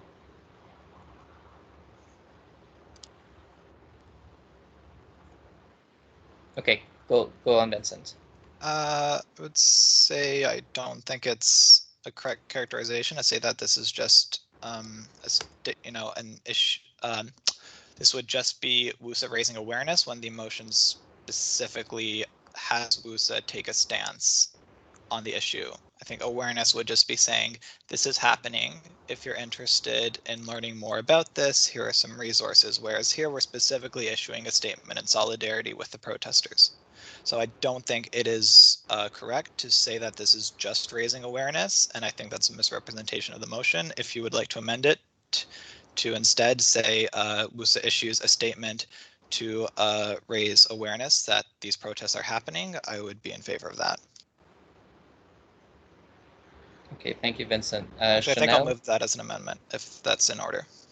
Not as a direct response. That would be a point, and you do have a point pending, but that point will be after we vote to extend the speaking time. So we will now move to Chanel. Do you have your statement typed up yet? If I don't see it in a few seconds, I'll just move to Kanan. Sorry, I'm calling from my phone, so my mic's working now. Oh, perfect. Okay, go ahead, Chanel. So to Catherine's point of seeing how it is irrelevant, something that a lot of students are struggling with in the pandemic is not being able to, for example, have their classes just as credit or no credit. It's something that we have to petition for. I think by bringing awareness to the issue and that this is a real cause that a lot of students are dealing with, especially not being able to see their families can't leave the country if anything goes wrong, etc. By bringing awareness to the issue, it brings awareness to the university. So students who are petitioning to have their grades or their classes, for example, as credit, no credit, it makes the process a bit easier for them, as WUSA is able to advocate on the issue as well, WUSA is bringing awareness to the issue as well, saying that this is something that is affecting our students and that it shouldn't be, or it should be something that they should be able to petition for as a credit or no credit. I think it really would benefit students in that way. I do agree that to some extent, I can understand why WUSA may not be able to change anything obviously happening. It's a much bigger issue than that, but I think by bringing awareness, it helps support students who may be petitioning for credit, no credit due to like all the stress and anxiety that comes with not knowing what's happening to your family in a different country. So that's why I will be voting in favor for this. Okay, thank you, Chanel. We move to Kanan, then Catherine, and we will not take direct responses after that time. The one thing, Nada, you brought up a point saying that this does affect a lot of students in terms of paying their fee because their families might not be able to. I totally understand that. I am one of those people who can get affected by this issue.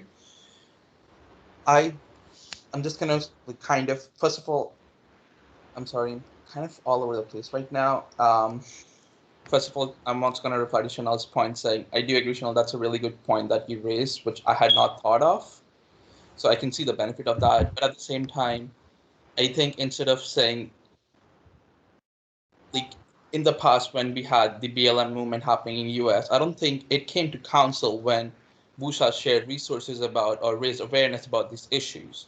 Because that's not an advocacy stance. That is us just resharing information from our clubs and stuff like that, which is the day-to-day WUSA job, which I don't think council should be even voting on if that's the entire purpose of doing this at that point. This is here that we're taking a stance again, with like a stance, but in solidarity with the protest, which is a different thing. Raising awareness and taking a stance are totally two different things in my opinion. And if it's just raising awareness, this motion should be ruled out of order because like the executive should not even be coming to council to share information about this on our Instagram social media pages if they want. That's all I have to say. I'm sorry, I'm all over the place. I'm just going to mention this, that it's been a difficult few days. So yeah, I apologize if I'm just speaking a lot. Thank you, Kanan. We'll take Catherine's point and then I will yield to the speaker. I'd be interested in hearing Abby's information first, if that's all right, John. Sure, Abby, go ahead. Great. So as I mentioned to council, our new comms plan includes highlighting our student groups that are talking about these issues instead of WUSA kind of taking on the role of statement after statement. It allows us to highlight the work that our student groups are doing. So as I mentioned at the beginning of this discussion, yes, while it says solidarity, I believe that by just promoting where to find resources and which student groups on campus are talking about this issue is important. The reason we brought it to council is Kanan raised the point that yes, in the spring term, during the Black Lives Matter, during the height of the Black Lives Matter, we did release statements and we provided information to students without council. And we were told by council and the board that we no longer have the ability to do that as the executive team. So it is coming to council because that ability has been taken away from the executive team to make these decisions about the statements or informational statements that we're releasing. If council and the board would prefer that the executive team share information when global events are happening and direct our comms team to do so with this new comms strategy that we're using, I would happily take that and give that back to the executive team to make their discretion. So that's kind of the information that I wanted to share, that the reason it is coming here is because the executive team have been told that they do not have the autonomy to make, as some would say, an advocacy stance on global issues. Thank you, Abby. Catherine, go ahead. Thanks, John. I guess to Chanel's point, I think that's a really important perspective to bring to this. Thank you. That I think that it is entirely reasonable for us to perhaps amend the motion to add to, I guess, pass something along the lines of recognizing that this is an issue that's affecting some of our students and that WUSA stands by the fact that they're impacted by it and that it can be a reason for a petition, etc. And I think that there's a very distinct difference between that supporting our students in that way in university, in their relationship to the university, compared to taking a stance on, I suppose, a global scale on towards an event that is beyond the scope of WUSA, I believe. In that vein, I don't have one written up, but if it's okay, I'm going to tentatively propose the spirit of an amendment to change it to advocating, or at least releasing our support for students who are affected by this, rather than solidarity for the protest itself. Okay, thank you, Catherine. Do you have any text in mind? I guess that's my job as speaker to help you formulate that text. I will, okay, if you give me a second, I will go into suggesting mode. Issues a statement in solidarity with the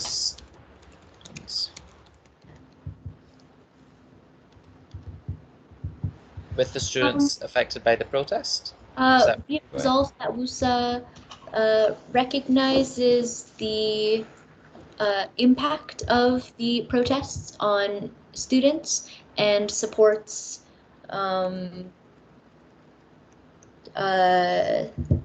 supports it as a, I guess, a reason for, I guess, recognizes the impact of recognizes the range of impacts that the protest is having on students and stands in support of said students. I'm very much open to anybody having technical amendments to the spirit of that. I am having some difficulty speaking at the moment, rather shaky. John, to interrupt, there is a point of order from Councillor Yang. I can't see any points of order because I'm editing. Yeah, that's totally fine. I'll let Edward speak. Thank you. Yes, I was curious, is this amendment on the floor or is this just being workshopped right now? As speaker, it's my job to help councillors formulate amendments. Catherine didn't have one directly in mind, so it is currently, I guess you would say, being workshopped as an amendment. Okay. I have a suggestion for the wording, if that would be in order. Recognizes the impact the protests have on students. And what, Catherine?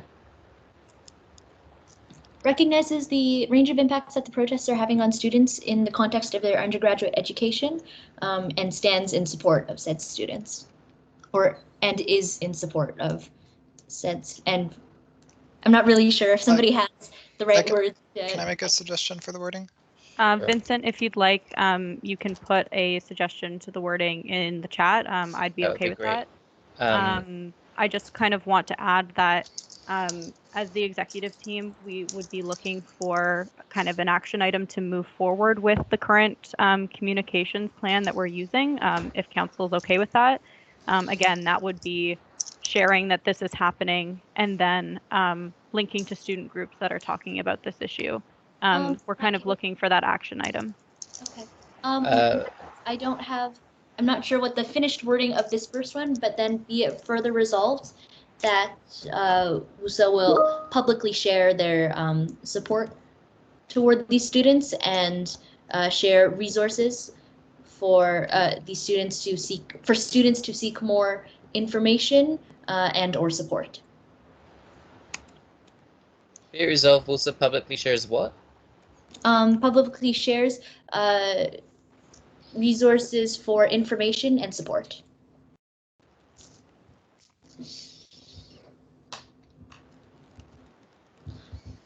And Vincent has posted in the chat, and I do like this for the be it resolved at the end, and expresses, be it resolved that WUSA recognizes the range of impacts that the protests are having on students in the context of their undergraduate education and believes that these impacts should be considered as part of any petitions made by students. I am good with that. So you want that in as well? Okay. So replace that as the be it resolved? Yeah. Okay. Jaskran and then Nada, go ahead and speak, please. Okay, I just included in the chat the recognizes the range of impacts up to undergraduate education. Not sure if that makes more sense just as a whereas statement, with the following being included as a be it resolved. But I guess it doesn't make too big of a difference. But in addition to, if we're going with Vincent's statement, after recognizes the range of impacts that the protests, I guess after protests, could we amend it to say protests and surrounding? I'm not taking rights amendments abuses? to the amendment at this time. Okay, cool. And I would like to hear from Nada at this time. Vincent, your point of information will be taken after Nada.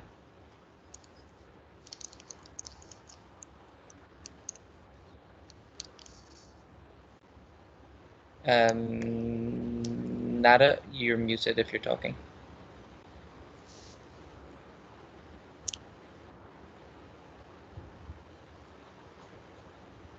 Okay. Wait, did you call him?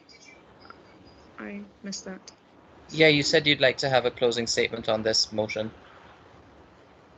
Oh, do you mean you'd like me to just hold on to that until we're voting on the main motion for the last time? Yes, please. Okay, sure. John, I've typed into chat my finished amendment. So How many amendments are we going to be making to this motion before it's even motioned as an amendment? Because we don't have a mover. Yes. Sorry, we don't have a seconder on this amendment as it stands. I have finished typing up the text of what I would like my motioned amendment to be. And I will second. Thanks, Cannon.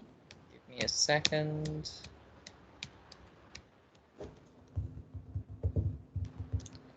Thanks for helping me workshop this live.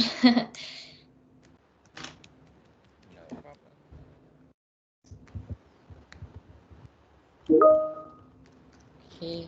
So strike the motion and replace with that. Correct? I'd like to. Actually, yes, you're right.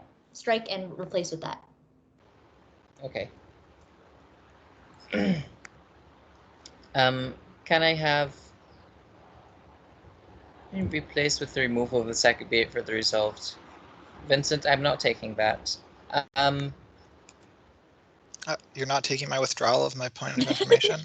It was never taken. So we're going to move now to Kanan speaking with a direct response to Abby. And hold on, before we get there, can I have a seconder for this amendment? I did. Can you add the word like protests in Kanan India or seconded something? And then I'll second. What? It says protests. It doesn't say what protests, the motion. Okay, yeah, in fact, The the range of Indian farmer the protest. protests in India or something. Everyone John, if put I your may. mic on mute. John, if We I are may, going back to it- order.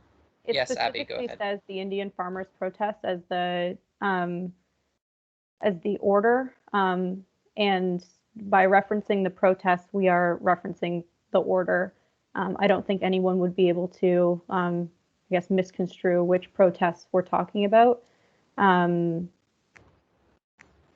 So I think, John, we should move forward with.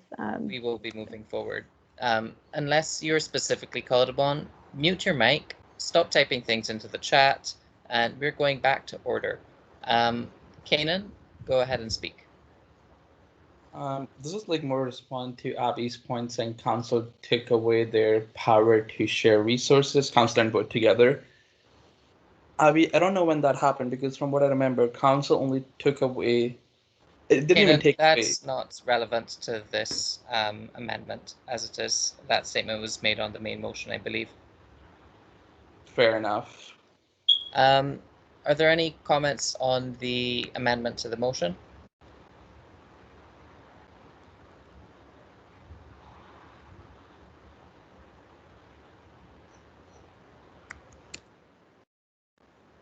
Okay, hearing none. We do have a seconder. I think when I said we didn't have a seconder, Kanan said that he did second.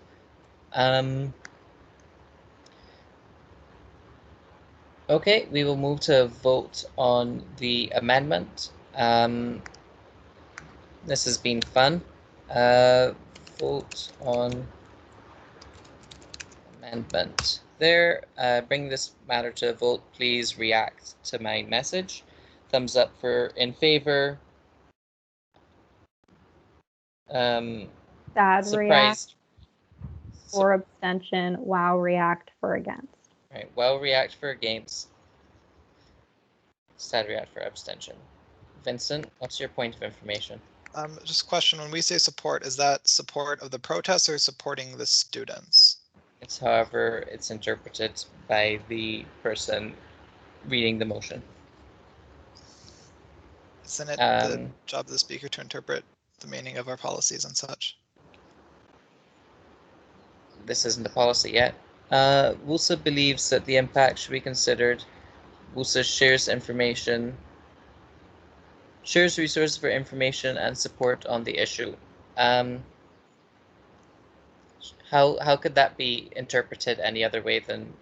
Well, when you say support on the issue, I'm not sure if that's support of like the issue of students making petitions or the issue of the protests themselves. I don't think it matters.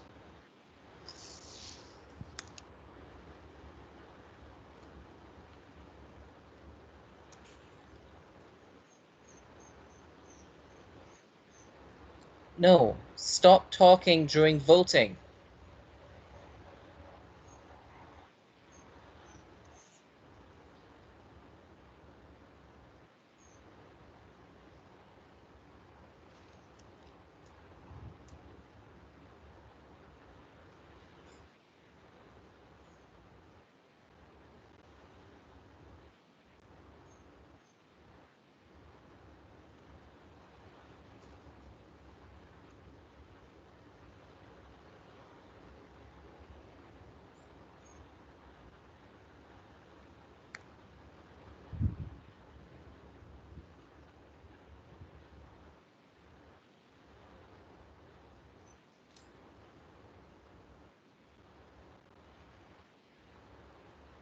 Okay, Mike, please have Vincent noted an abstention with the reason that he doesn't believe the motion text is clear.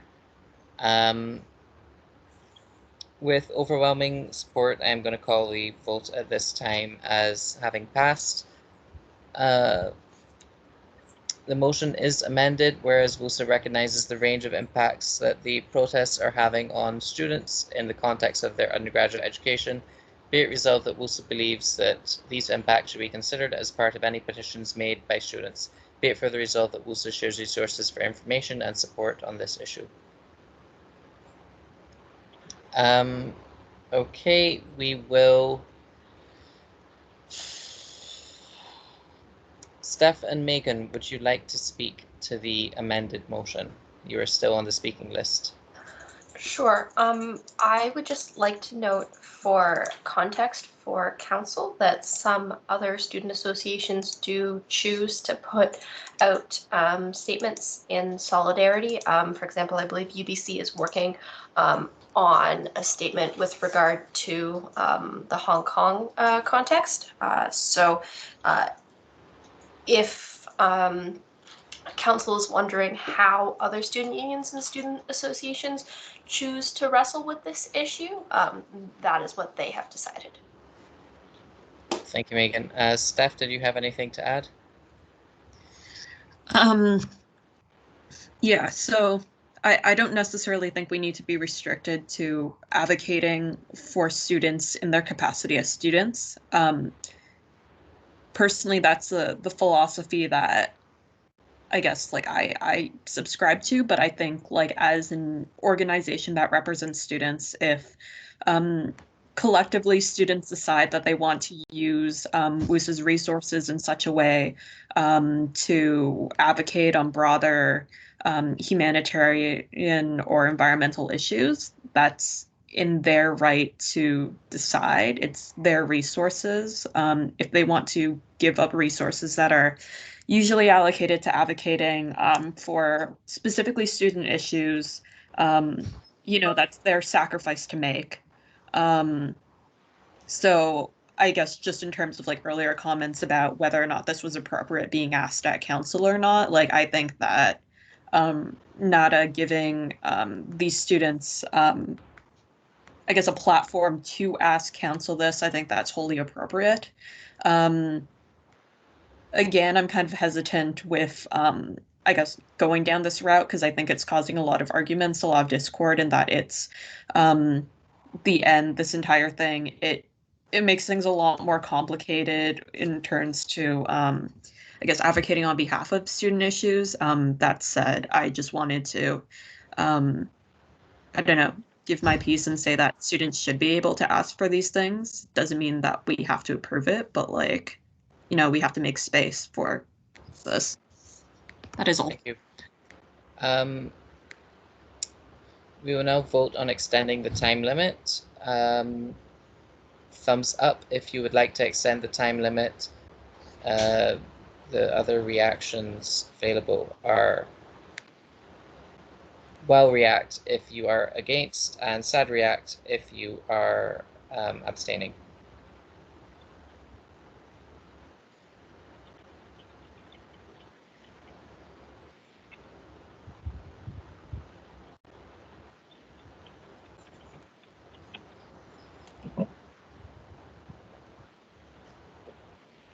As a reminder, thumbs up if you are in favor of extending the time limit.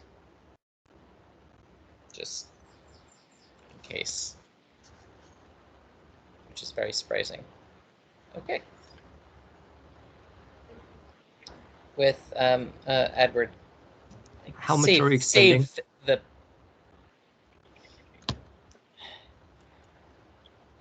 5 minutes. Thank you.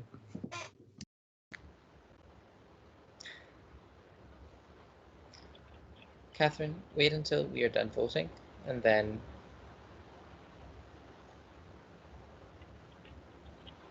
okay, with none opposed, the motion passes. I'll give us a 5-minute extension. Catherine, what's your point of information? I saw it seems to have disappeared, but I saw somebody who was voting and it said unknown user, and I was just wondering if anybody knows if that's them. I don't think it matters. There's no one opposed to this anyway. Okay, I just meant in general, but all right. Let me know if you see it happening again. For your vote on the amendment, noted that you vote in opposition as the amendment does not reflect the true intention and nature of the original motion. Okay, Mike, please have that noted for back when we voted on the amendment.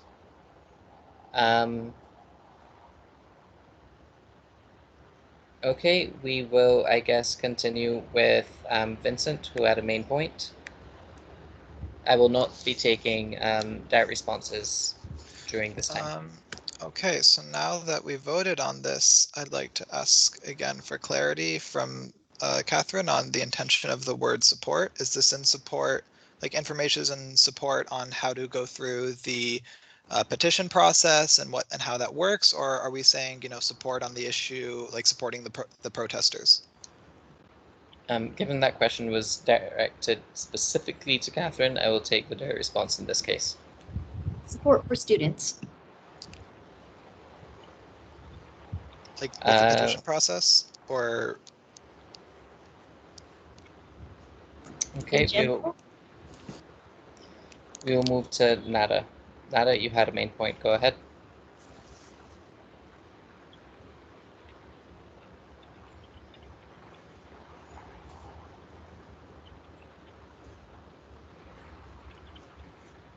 All right, Nada, just send a message when you, if your mic is working.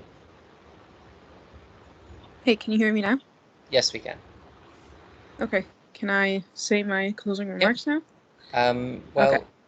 You want closing remarks, but is there anybody else who would like to speak before we get to closing remarks from Nada?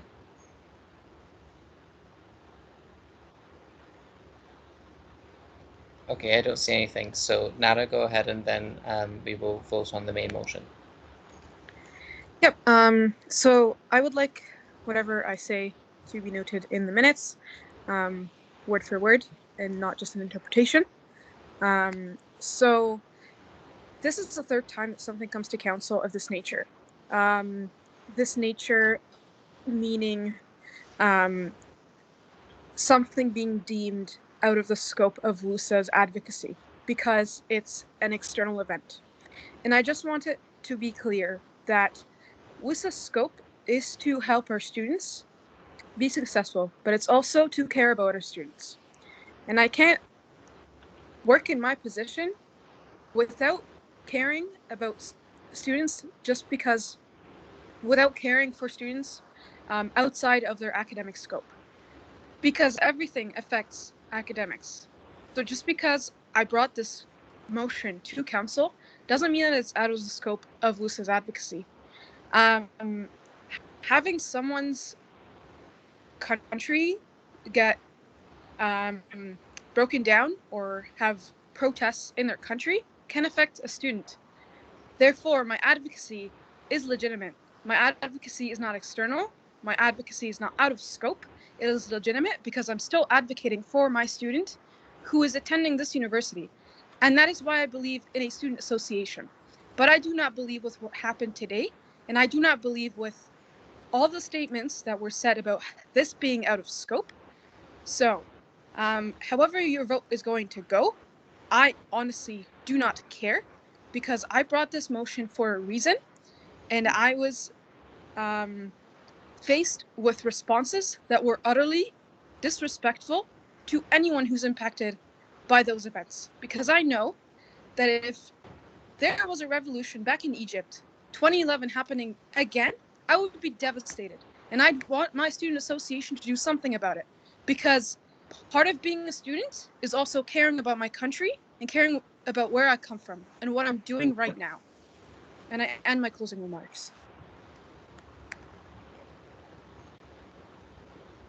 Thank you. I would remind members not to use the chat inappropriately, and I would also remind members that councillors are here with the best intentions and not to be disrespectful.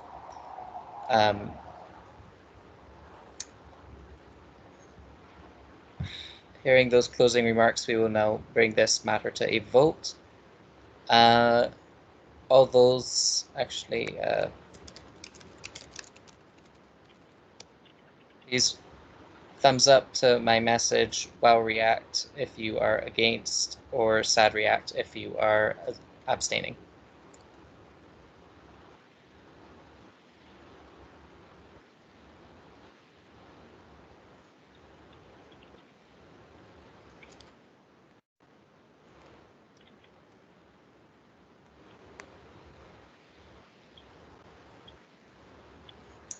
Megan, I will take your point of information in the chat so as to not disturb people while they are contemplating. Just type a message and I'll respond.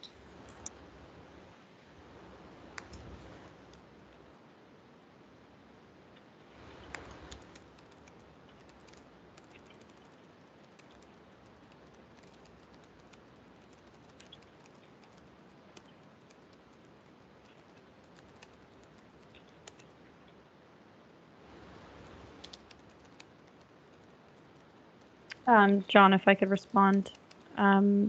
Megan, just to clarify for everyone, we are voting on the motion as amended, as seen on the screen.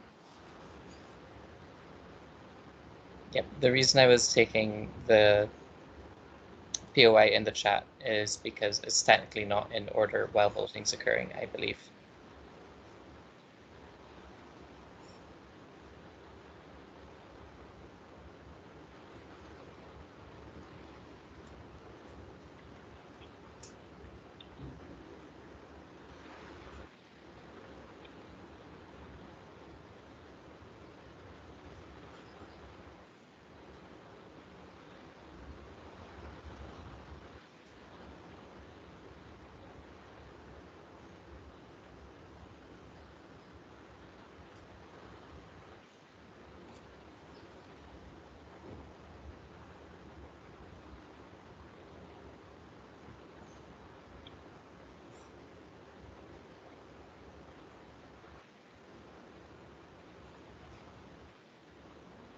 Okay, seeing none opposed to the main motion, the motion passes with the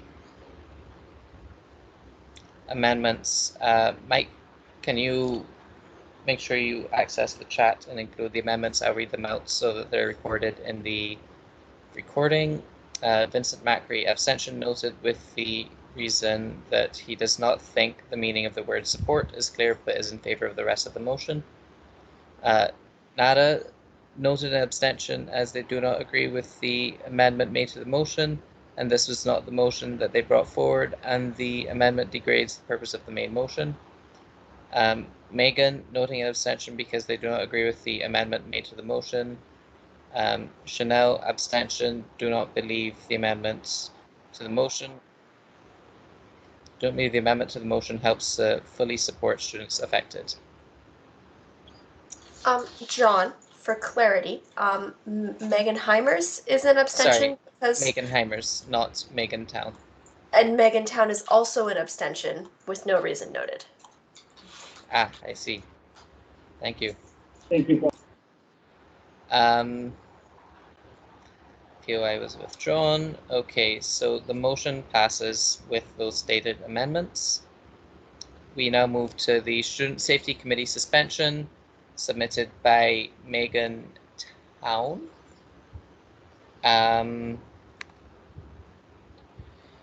Oh, my laptop's frozen. Megan, go ahead and speak to this, please. Sure. I'm sure that John will be looking for a seconder, but I can speak to it to start off with. When we discussed the creation of the Student Safety Committee at Council, I noted that my capacity was pretty full, but I felt that I would be able to take on the Student Safety Committee at that time. With my mental health and other external advocacy pieces that are on my plate, as well as preparation for the wrap-up of term and transition of my successor, I don't feel that I currently have the capacity to fulfill the mandate of the Student Safety Committee. Anyone who is on the committee would note that we haven't met since like October as a result of myself not fulfilling my obligations to my working group to meet so that we can then meet back as a whole committee.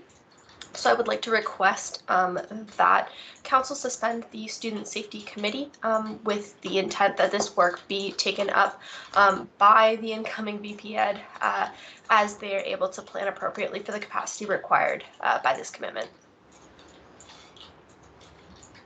Thank you, Megan. Can I have a seconder for this? The motion is whereas Council created an ad hoc committee on student safety and whereas the committee has begun work, but the VP Ed does not have the capacity to dedicate an appropriate amount of time to the subject.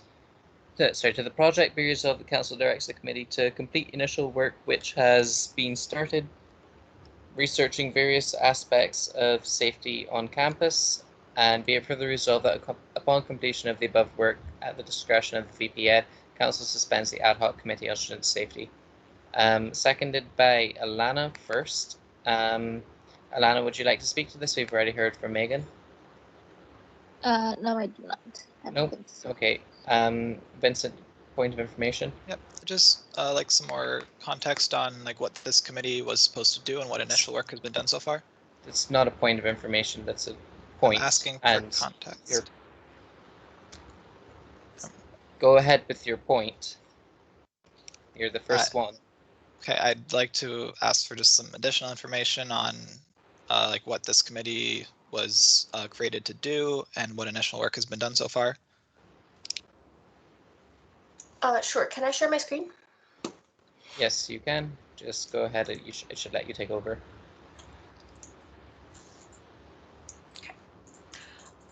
So this motion came to council from the Committee of Presidents, which voted to create an ad hoc committee on student safety. And here is the motion from the Committee of Presidents. And then the terms of reference of the committee are on the screen, with the purpose and responsibilities being the two most relevant subheadings.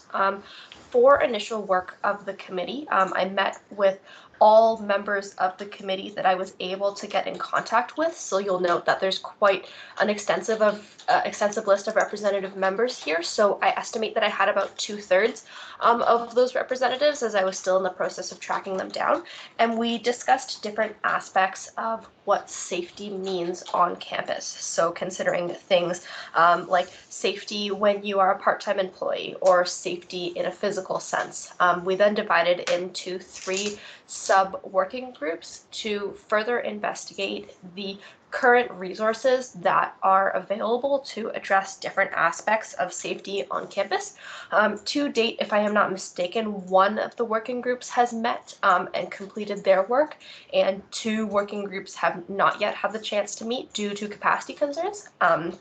Next steps are to bring the entire group back together to discuss the work of each of the working groups and forge next steps forward. So if this motion were to pass and we were to suspend the committee, the work which I anticipate completing is for the 2 remaining working groups to meet and fulfill their task, as well as to have a closing meeting of the safety committee just to discuss the work that we've done so far, the suspension, and present the opportunity to members to continue on with the committee when it resumes, or to withdraw in the event that they are unable to fulfill the commitment in the future, perhaps because they're graduating. Thank you, Megan.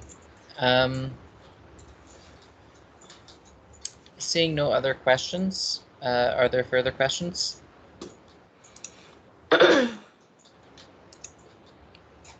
Excellent. Seeing none, I will bring this matter to a vote. All those opposed or abstaining, please identify yourselves in the chat.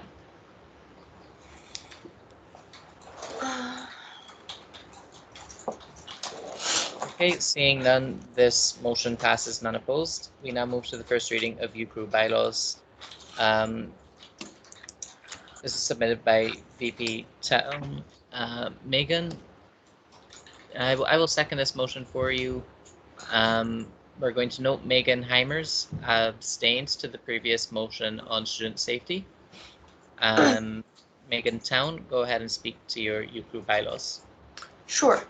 John, I don't believe this motion requires a second because it is not a motion and rather a discussion, but please correct me if I'm wrong.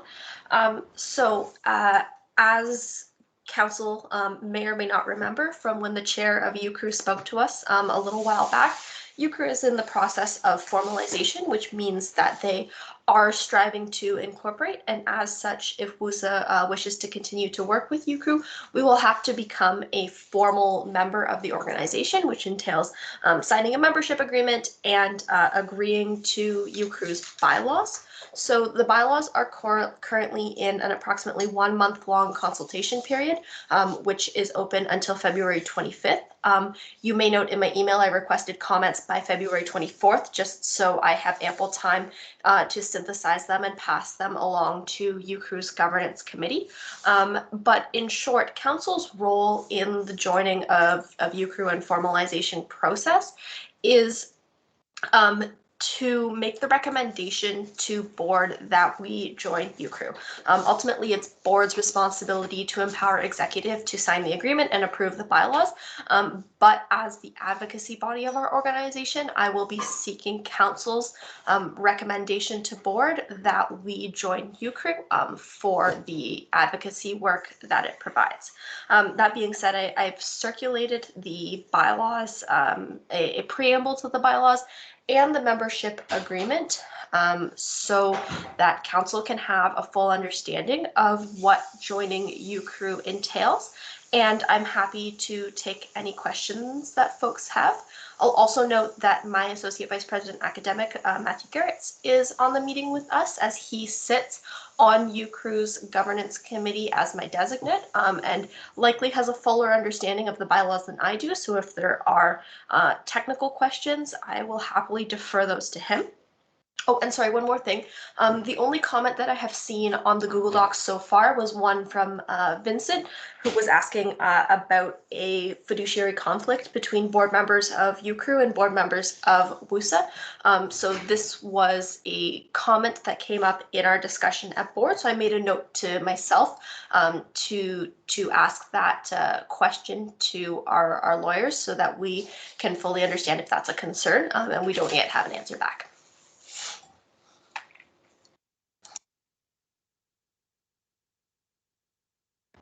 Thank you, Megan.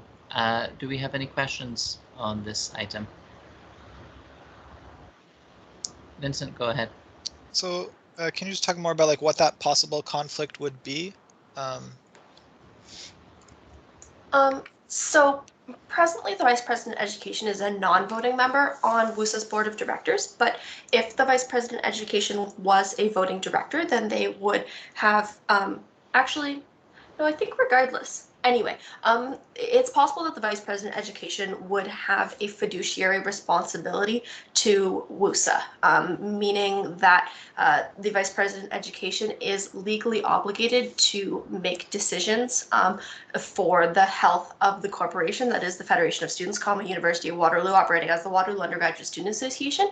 And if the Vice President Education were also serving as a director on UCREW, then they would also have a fiduciary interest to that corporation, which, if anyone is curious, is going to be incorporated as the Association of Undergraduates of Canadian Research Intensive Universities, slightly less of a mouthful. So it's possible that those could come into conflict, particularly if you were talking about fees. So for example, UCREW wants to raise its fees so that it can continue to afford to pay its staff. But WUSA knows that that fee increase is perhaps going to bear additional costs on the Federation of Students. So there's a fiduciary conflict between the two organizations. And the other organization that we're a member of, which is the Ontario Undergraduate Student Alliance, has a specific statement in its bylaws to address that conflict. So what I suspect will happen is we'll look to see a similar statement in UCREW's bylaws to avoid that challenge. Okay, thank you, Megan. Are there any further questions?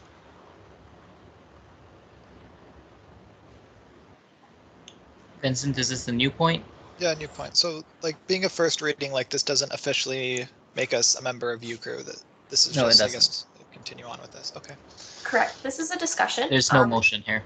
Yeah, and this is the only opportunity that council will have to provide feedback or suggest changes to any of the documents provided. So next month, you should expect to see a motion, like I said, to recommend for approval to the board. And at that point, we will not be able to make any changes to the bylaws.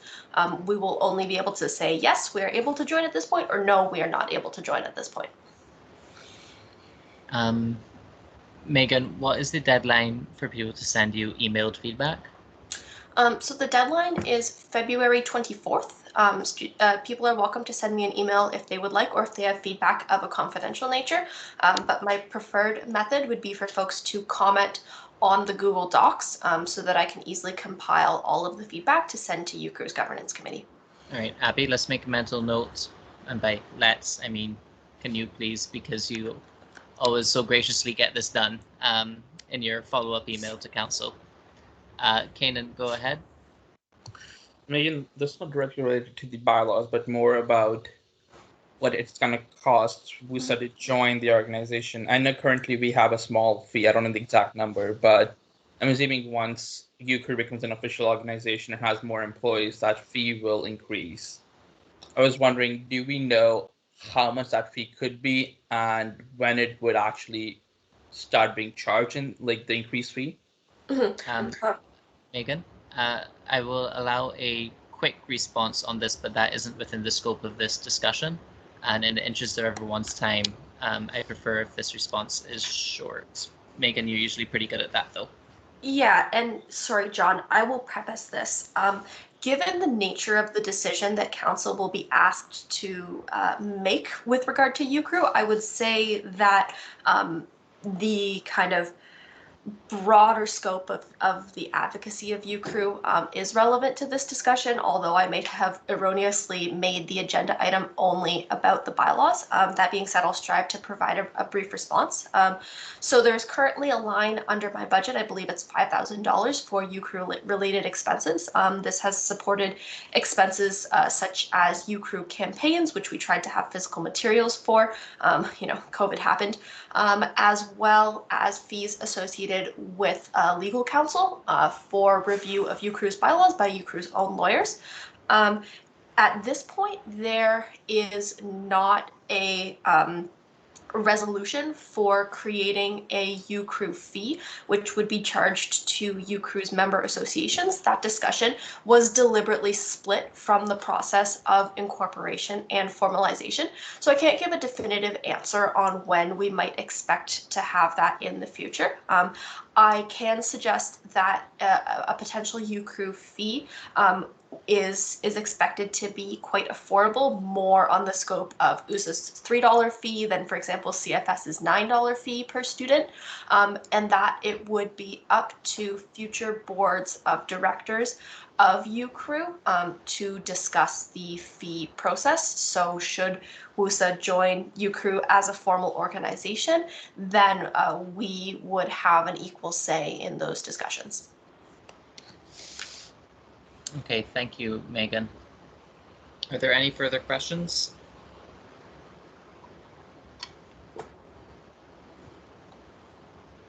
Okay, seeing none, we will now move on to discussion on degree requirements and course counting. This is submitted by Councillors Macri, Sharma. John, sorry, can I provide a closing remark?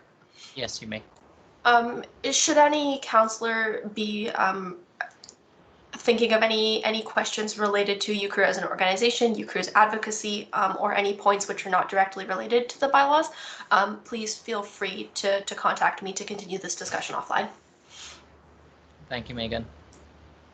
Moving back to degree requirements and course counting, this is submitted by Councillors Macri, Sharma, and VP Town. Council will discuss core course counting in the Faculty of Mathematics and across campus. I guess in the order listed, I will take the speakers as Macri, Sharma, and Town.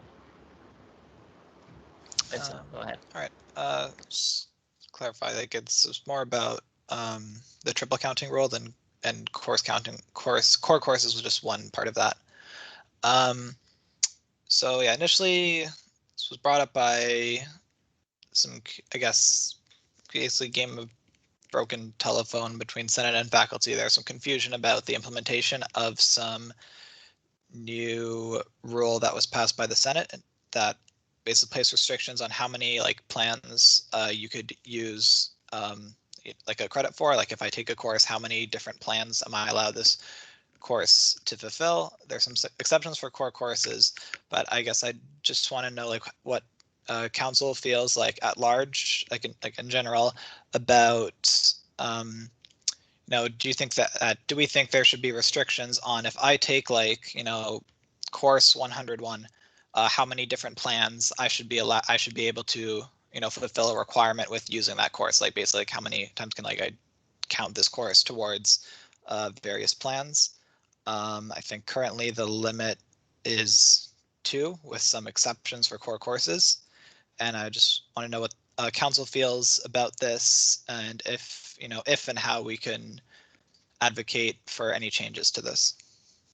My personal opinion is if a student takes the courses required for a degree or fulfilling some plan, then they should get that on their diploma, regardless of whatever other plans they may also have fulfilled with their courses.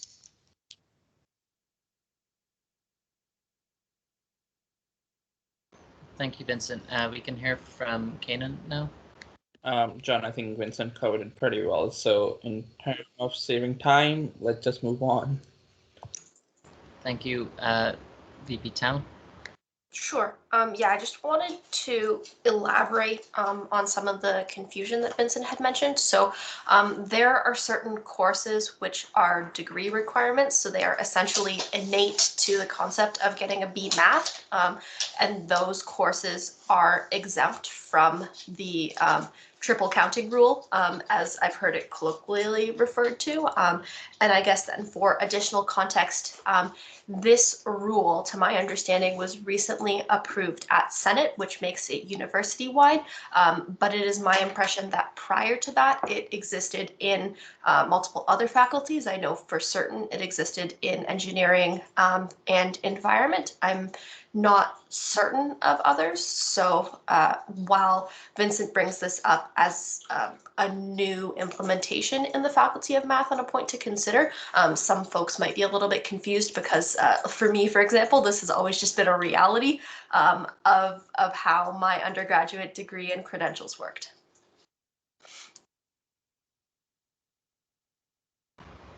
Thank you, Megan. First point from Stephanie. Hi. Yeah, I will say that certain faculties, such as environment at least, like various exceptions have been made for circumstances in which, say, so in knowledge integration specifically, there's 2 specializations you can get. To get the different specializations, both require like a core course that we have to take. So like theoretically, what would happen then is that one would count towards getting like a bachelor's of knowledge integration. And then if you're only allowed to count it one other time, then it would only be able to count towards one specialization. But an exception has been made to allow people to triple count it in the case of like 2. So generally you would want I guess different degree plans or whatnot to be aware of that, and there are cases in which it can be waived. I will say one of the reasoning why we have a rule like that is that it gets very easy to manipulate it. There are very strategic ways in which you can get like 3 or 4 minors by taking a minimal amount of courses. It usually doesn't affect like most programs, but like there is a reason why this exists. Thank you, Steph. Rebecca? Yeah, one of my questions was trying to find out basically why this rule exists. Stephanie did speak to that a bit, so thank you. But I know in arts, for example, in my experience, I'm not sure if the other counselors have also experienced this, but it would be, I think, difficult to get to like triple count a course for multiple minors just because the majors in the arts faculty are so diverse. So I'm not sure if that would apply to arts, but I also don't know for certain. Thank you. Matthew, go ahead. I didn't want to chime in too much because that's not my role here. But I just wanted to say to the arts point, as somebody who was a knowledge integration student who has a lot of art credentials, it definitely is possible. I know Econ 101, 102, and then some statistics and research methods courses can get stretched. 突然間衝咗入最後個 item， 呢個我要聽嘅啫。講緊 math 嘅 Can you mute yourself, whoever's talking? That's Jeffrey.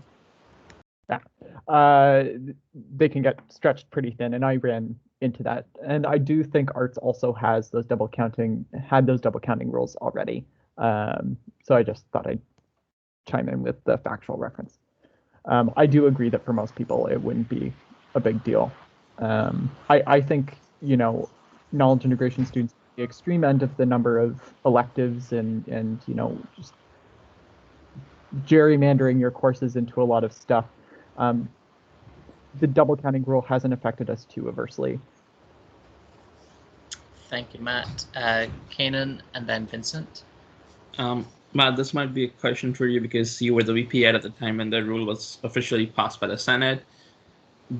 What was the purpose? Like, why is the university against people getting more plans or minors or majors under their degree if they have all the requirements for those things?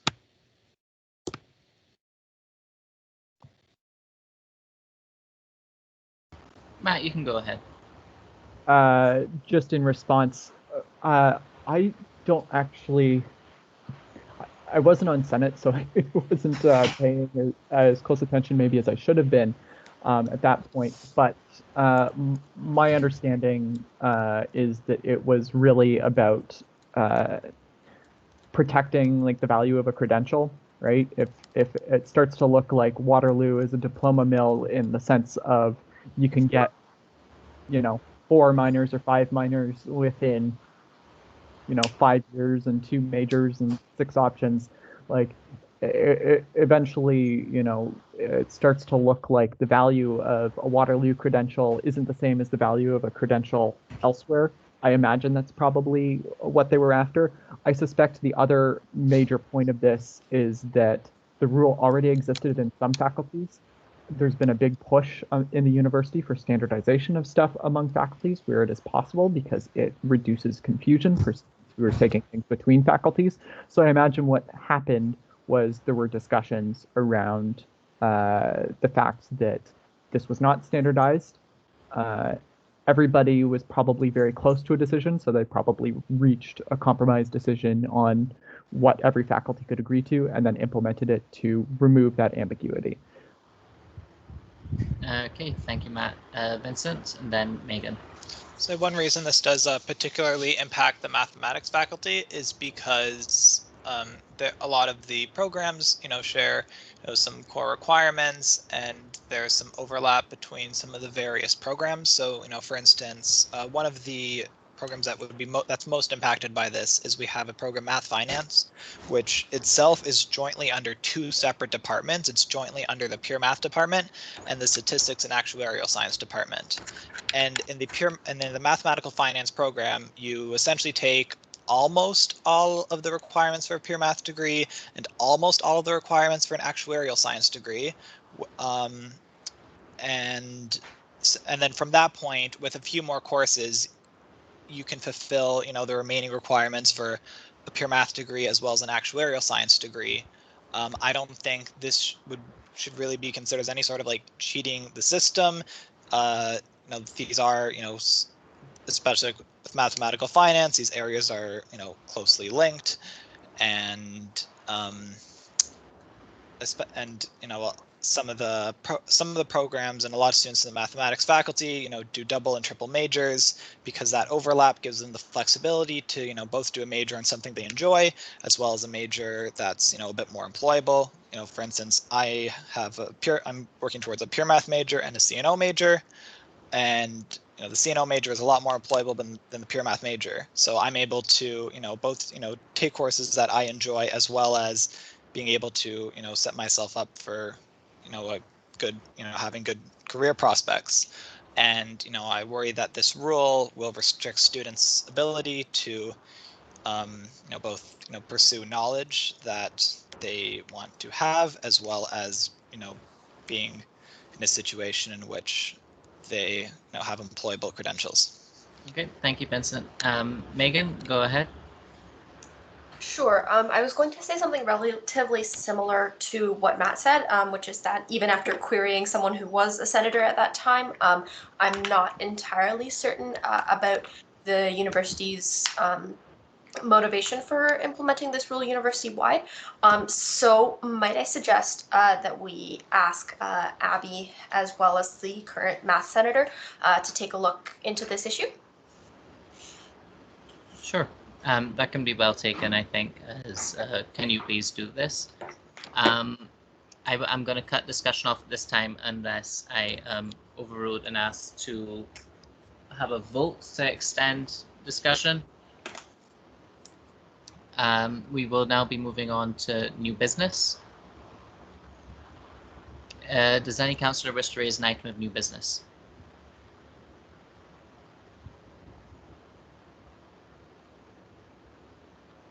Seeing none, we will now move to announcements. The next regular meeting of council is scheduled for March 21st, starting at 10:30 a.m. on Microsoft Teams. Can't wait to see you all there. Abby, do you have anything? I'm just drawing attention to the additional announcement for the general meeting 2021, which will take place on March 9th at 5 p.m. I'll be sending out calendar invites this afternoon, a reminder to councillors that just like any council meeting, attendance is mandatory. So please ensure that you can be in attendance at the general meeting. And again, like a normal council meeting, you should be sending your regrets in advance of the meeting, so we can ensure that our attendance is up to date. Okay, thank you, Abby. What time does GM occur? At 5 p.m. Okay, so after work. Thanks. Okay. Thank you. Are there any further announcements from anyone? John, just a secretary note, sorry. Go ahead. That it joined at 11:30. Okay, so Mike, please note Kanan joined at 11:30. Okay, thank you all.